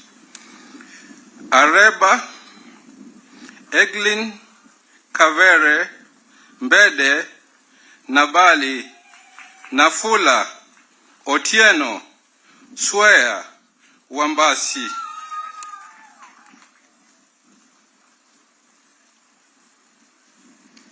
I ask Chancellor Sir to award these graduates diploma in their respective areas of specialization. On the recommendation of the Senate and by virtue of the authority vested in me by the University Council, I award you the Diploma in Clinical Medicine and Surgery of Uzima University.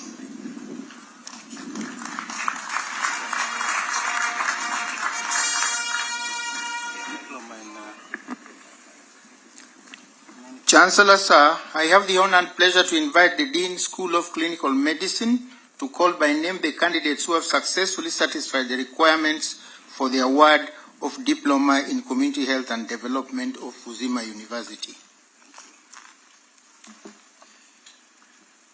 Chancellor, sir, the following 4 candidates satisfied the School of Clinical Medicine Board of Examiners and the Senate in all the subjects which they were taught and which they were examined for the award of Diploma in Community Health and Development of Uzima University, for which I have the honor to present. Huldin Mungare Simiyu Yugi. I ask Chancellor, sir, to award these graduates diploma in their respective areas of specialization. On the recommendation of the Senate and by the virtue of the authority vested in me by the University Council, I award you the Diploma in Community Health and Development of Uzima University.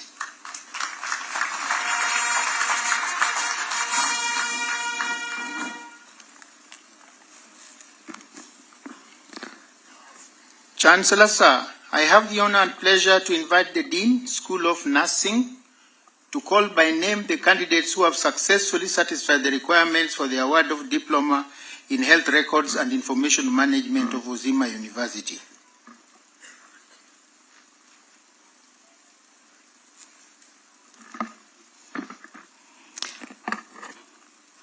Chancellor, sir, the following 14 candidates satisfied the School of Nursing, Board of Examiners, and the Senate in all the subjects which they were taught and which they were examined for the award of Diploma in Health Records and Information Management of Uzima University, for which I have the honor to present. Diploma in Health Record and Information Management, Adai Sharon, Angai Esther, Chiadi Paul, Jacqueline Awur, Nyongesa Magdalene, Ochieng Robert, Odera Janet, Oyari Mborongo, Osoro Samuel, Otieno Masi, Otieno Wendy, Ouma Elizabeth, Shitoro Aurelia, Wanyakio Nanjoa Geterina. I ask Chancellor, sir, to award these graduates diploma in their respective areas of specialization. On the recommendation of the Senate and by the virtue of the authority vested in me by the University Council, I award you the Diploma in Health Records and Information Management of Uzima University.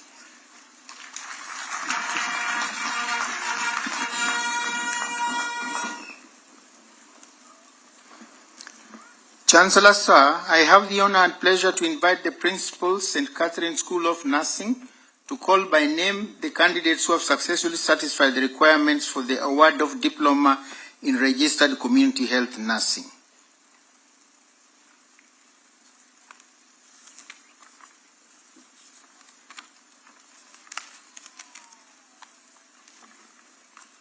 Chancellor, sir, the following 27 candidates satisfied the School of Nursing, Board of Examiners, and the Senate in all the subjects which they were taught and which they were examined for the award of Diploma in Registered Community Health Nursing of St. Catherine School of Nursing, for which I have the honor to present. Awur, Betts, Biwot, Etiang, Gore, Guda, Kihoria, Kimosop, Kiptum, Kitui, Machisu, Majori, Makoha, Manyonge, Muhonja, Murega, Musasia, Odhiambo, Philista, Odhiambo, Susan, Odoch, Okelo, Otieno, Rono, Tuwei, Wamalwa, Wanjala, and Wasonga.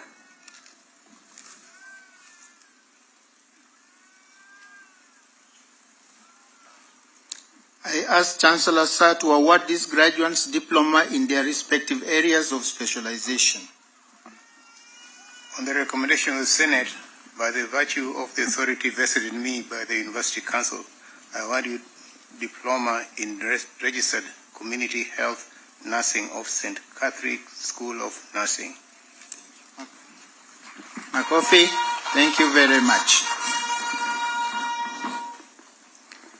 Chancellor Sir, I have the honor and pleasure to invite the Dean, School of Medicine, to call by name the candidates who have successfully satisfied the requirements for the award of Diploma in Mortuary Science and Practice of Uzima University.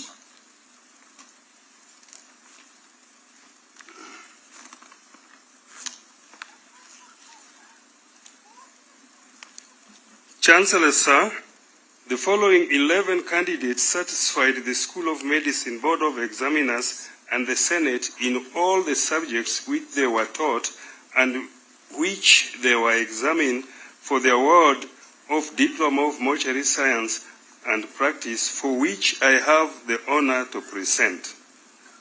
Alumbe Moses, Amkoa Faith, Chilumo Duncan, Johnson Anna, Kagendo Erosi, Mumbwa Josephine, Njeru Josephine, Onchoke Maureen, Onyango Beatrice, Oundo Serena, Wanjira Sandra. I ask Chancellor Sir to award these graduates diploma in the respective areas of specialization. On the recommendation of the Senate and by the virtue of authority vested in me by the University Council, I award you Diploma in Mortuary Science and Practice of Uzima University.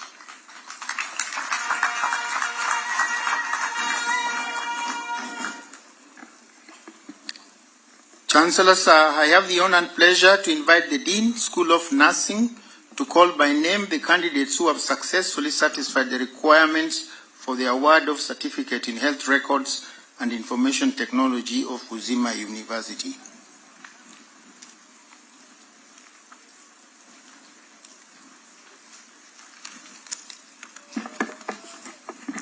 Chancellor Sir, the following 19 candidates satisfy the School of Nursing, Board of Examiners, and the Senate in all the subjects which they were taught and which they were examined for the award of Certificate in Health Records and Information Technology of Uzima University, for which I have the honor to present.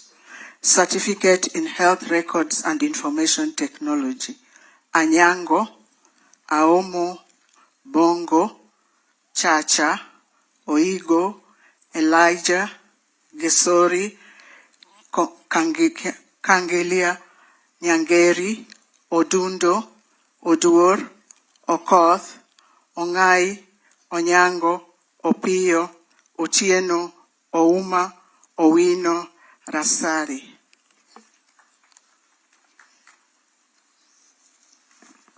I ask Chancellor Sir to award these graduates certificates in the respective areas of specialization. On the recommendation of the Senate and by virtue of the authority vested in me by the University Council, I award you the Certificate of Health Records and Information Technology of Uzima University.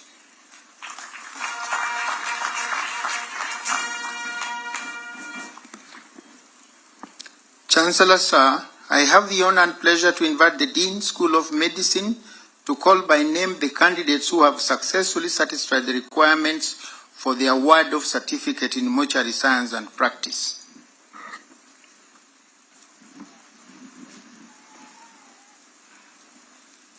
Chancellor Sir, the following 18 candidates satisfied the School of Medicine, Board of Examiners, and the Senate in all the subjects which they were taught and which they were examined for the award of Certificate in Mortuary Science and Practice, for which I have the honor to present.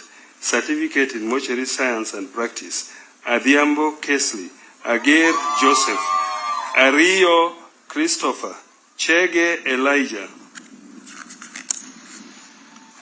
Chepto Faith, Makena Nicolelin, Njeri Francis, Nyabera Dickens, Achieng Austin, Ochieng Kevin, Ochieng Margaret, Ogada James, Ooko Stephen, Ooko Tracy, Owili Janice, Owino Alphonse, Stacy Akinyi, Wanaina Ann.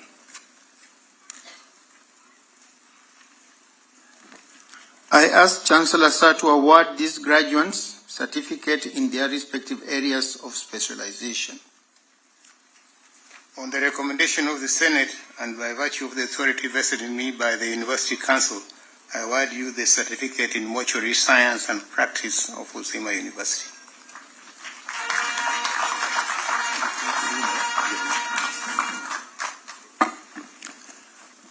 Let us appreciate all the graduates.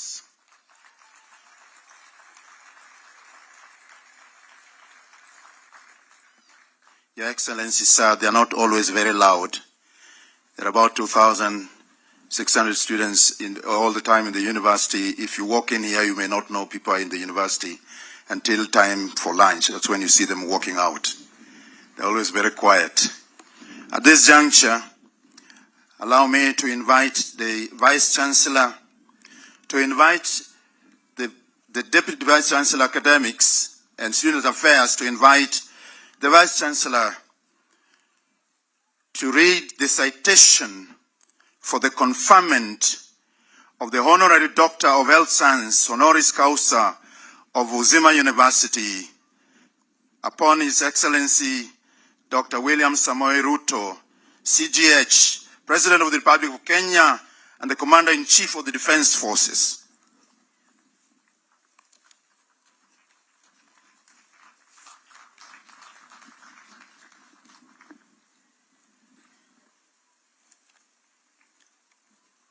Chancellor Sir, allow me to invite the Vice Chancellor of Uzima University to read the citation for the conferment of honoris causa HC, the Honorary Doctor of Health Sciences degree of Uzima University.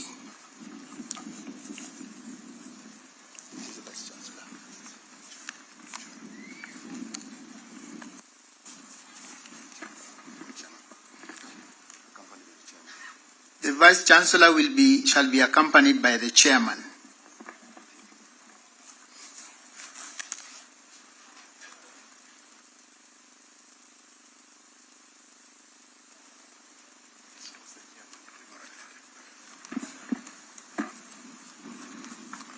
May I invite the Chancellor to come to join us?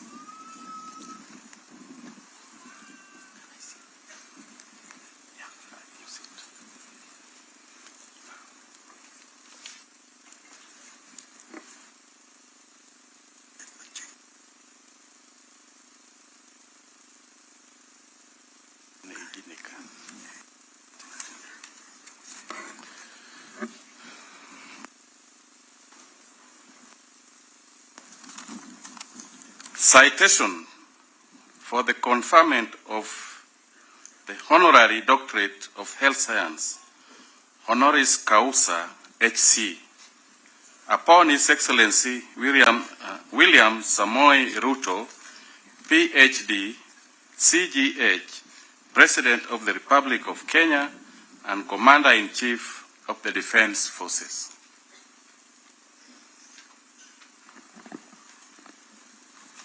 Your Excellency, William Samoei Ruto, PhD, CGH, President of the Republic of Kenya and Commander-in-Chief of the Defense Forces, Uzima University stands today in recognition of your visionary leadership and transformative contribution to the health sector of our nation. Since assuming office, Your Excellency has championed one of the most comprehensive health sector reform agenda in Kenya's history.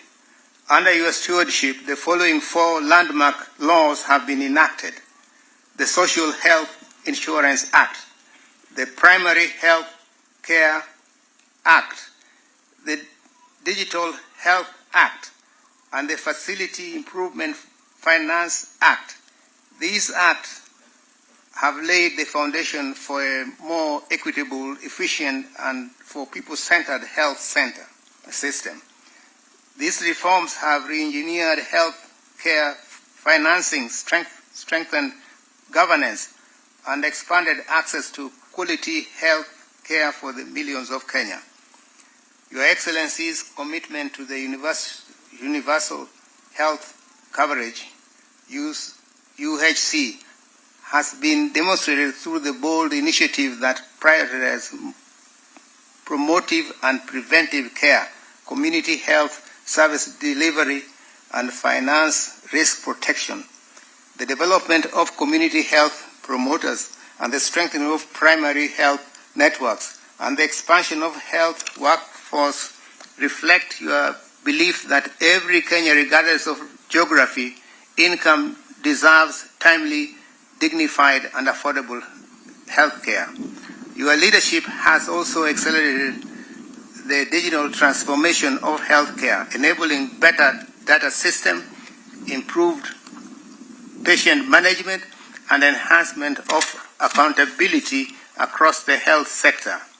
These reforms have positioned Kenya as a regional leader in health systems innovation. These are based on our experiences working within Kisumu County, our training location. Your Excellency, your work resonates deeply with Uzima University's mission to produce healthcare professionals who are competent, ethical, and compassionate, and community-focused. Your dedication to equity, dignity, and the well-being of citizens mirrors the values upon which this university was founded.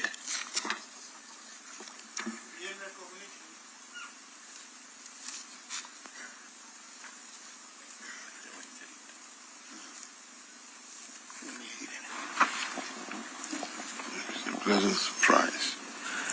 In recognition of your outstanding service in the nation, your transformative impact on healthcare policy and practice, and your unwavering commitment to building a healthier Kenya, Uzima University is honored to confer upon you the degree of Honorary Doctor of Health Sciences of Uzima University, honoris causa,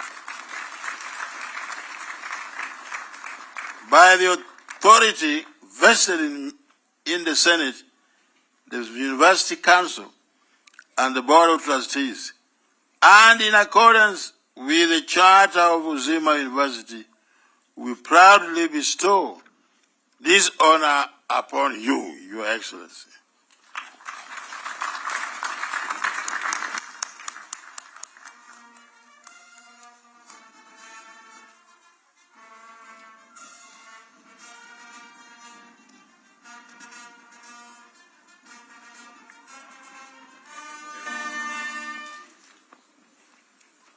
This will be done by me, Most Reverend Zacchaeus Okoth, Emeritus of Kisumu, founder of Uzima University.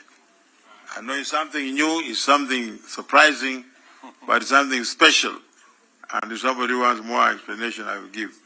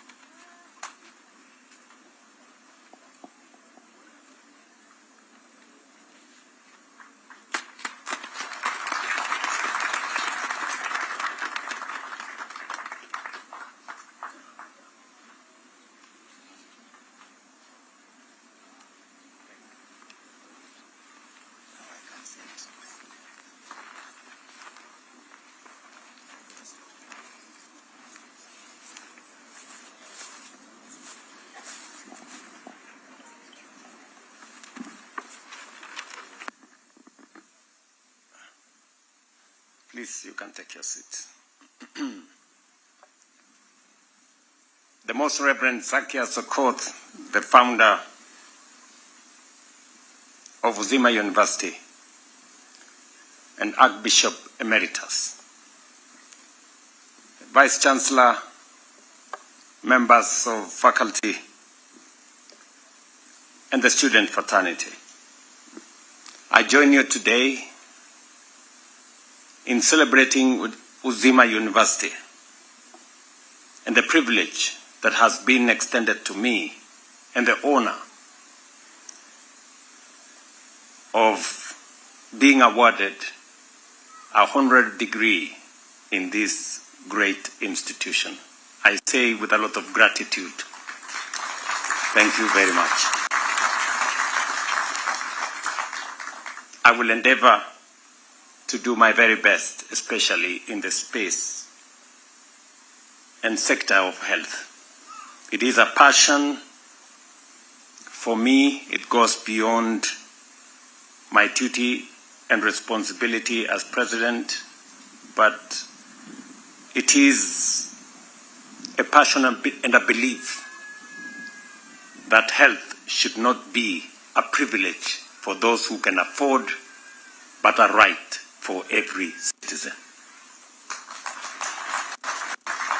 And it is the reason why we have undertaken the most consequential transformation of health in Kenya. We have completely changed the foundation upon which health is in our nation.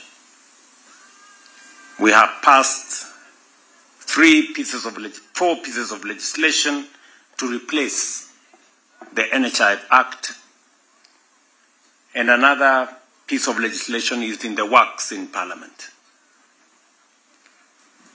Part of the reasons why we undertook this great and consequential transformation is because too many Kenyans suffered the scourge of being sick, and many of them did not even bother to go to the hospital because they couldn't imagine how they would pay.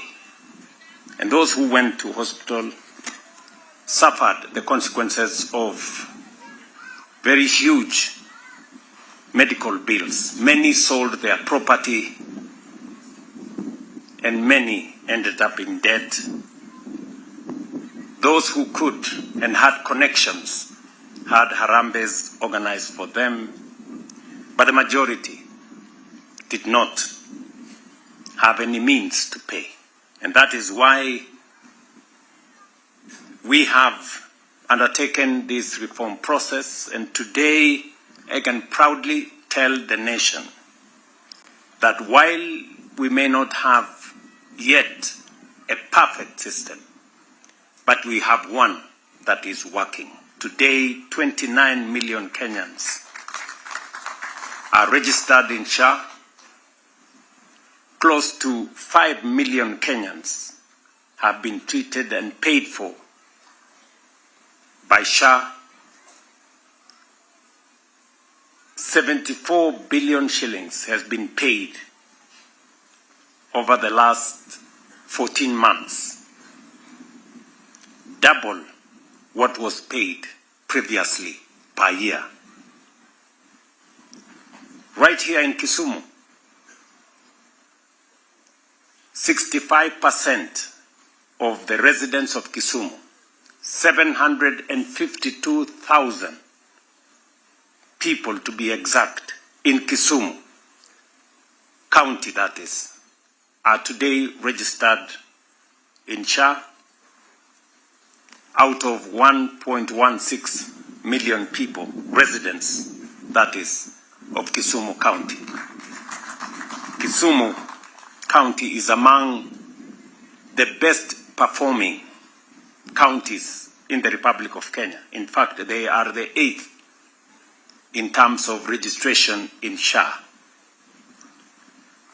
And it speaks volumes of the leadership in Kisumu County. Extend, Bwana Deputy Governor, to the Governor of Kisumu and the leaders of Kisumu my appreciation of their partnership in this space of delivering universal health to the citizens of our republic. As has been said earlier,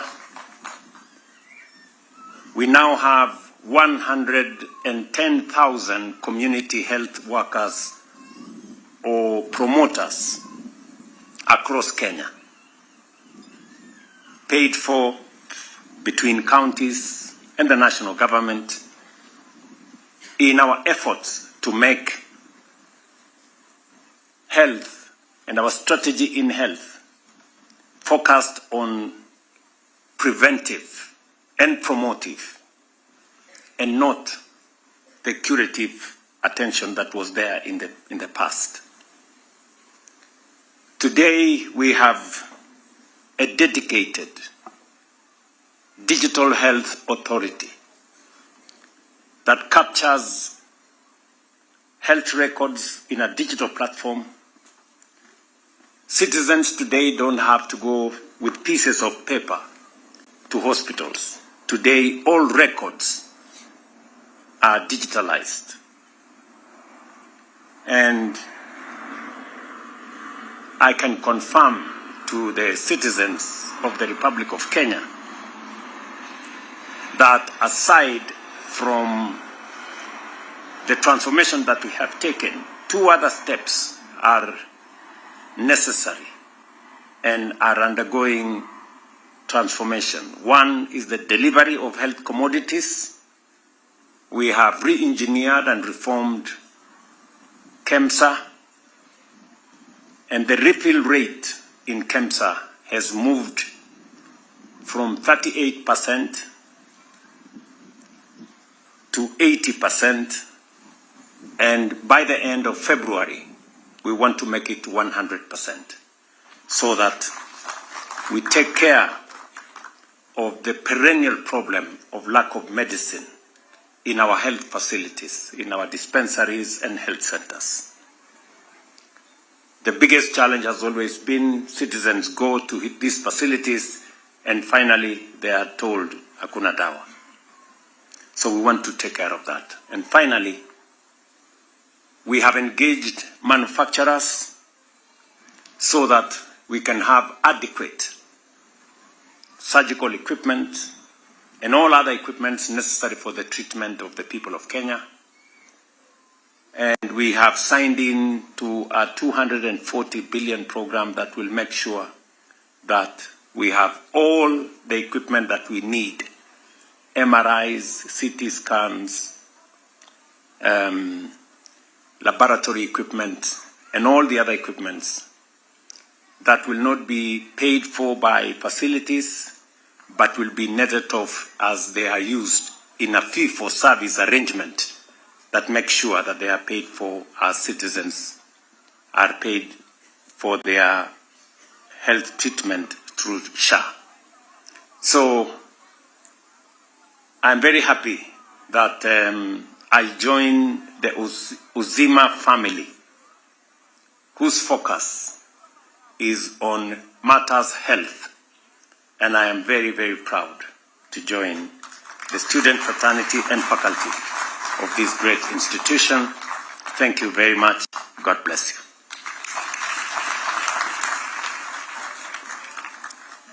you. Your Excellency, with all due respect, if I may kindly request, we have 4 awards to be presented. Your Excellency, if you may come back on stage. And kindly also, I request the CS, Education, and Chancellor Professor Ogukombeche to kindly come back. The rest of us, let's take our seats, please. Let's take our seats. We have 4 awards, Your Excellency. Starting with the first award, which is given to Dr. Mercy Otieno. These are distinguished awards of Uzima University. So why don't we put our hands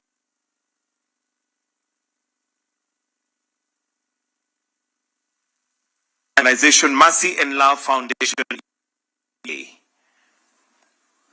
Mercy Otieno, if you may, Dr. Mercy Otieno, if you may kindly come and receive your award. And she will be followed by Dr. Timothy Ogutu. So kindly, if Timothy Ogutu, you can follow in tow.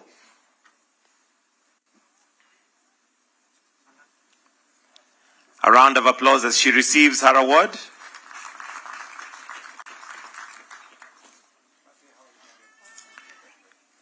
After Timothy Ogutu, let's have Dr. Leo Vestisien.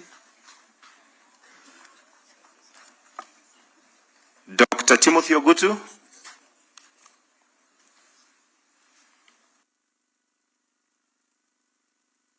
A round of applause for Daktari, Dr. Timothy Ogutu from Doki's Advice EV and Kisumu Neuroscience. Then we also have Dr. Leo Vastainen.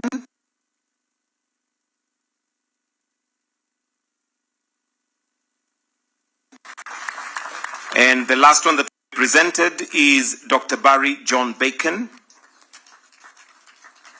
Dr. Barry Bacon, Distinguished Awards of Uzima University.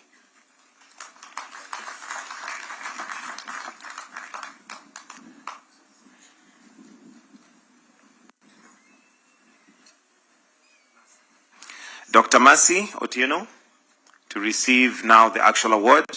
The initial one was a certificate, now the award. Followed by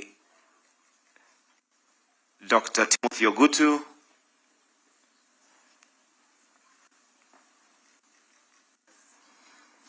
Then Dr. Vastainen.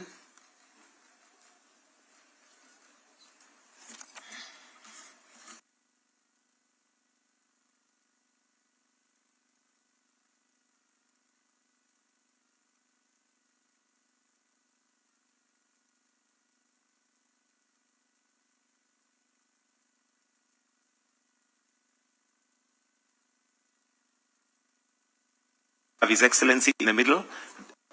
Dr. Mercy, please, if we can come this way. To just make sure that it's balanced.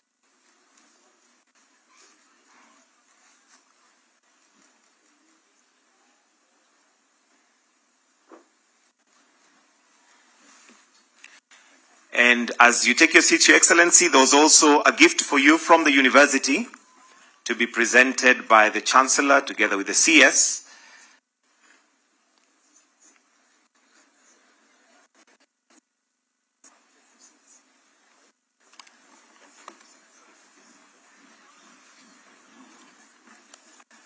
And naona ni Simba.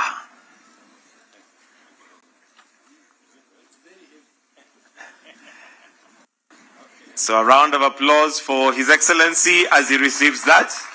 Thank you, Your Excellency. We'll now request that you retreat to your sitting position. And at this point, allow me to invite the Vice Chancellor to announce the end of the ceremony and officially dissolve the congregation. So allow me to invite the Uzima University Vice Chancellor to announce the end and to officially dissolve the congregation.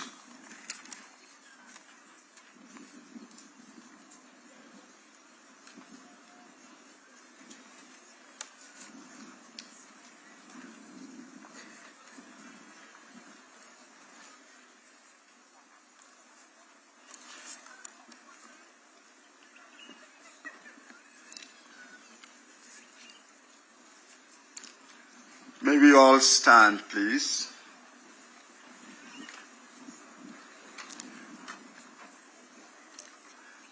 By the powers conferred on me by Uzima University statutes, as the Vice Chancellor of Uzima University, I now dissolve this fifth congregation of the graduation ceremony of Uzima University.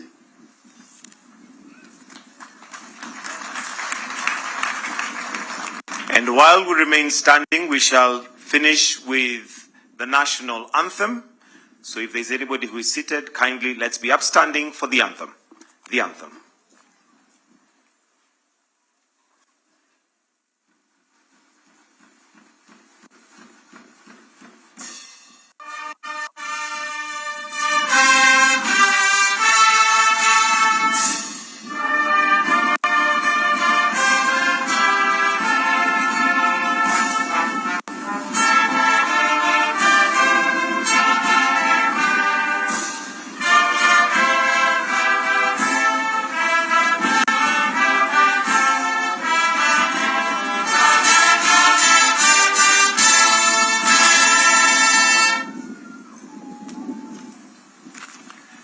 And that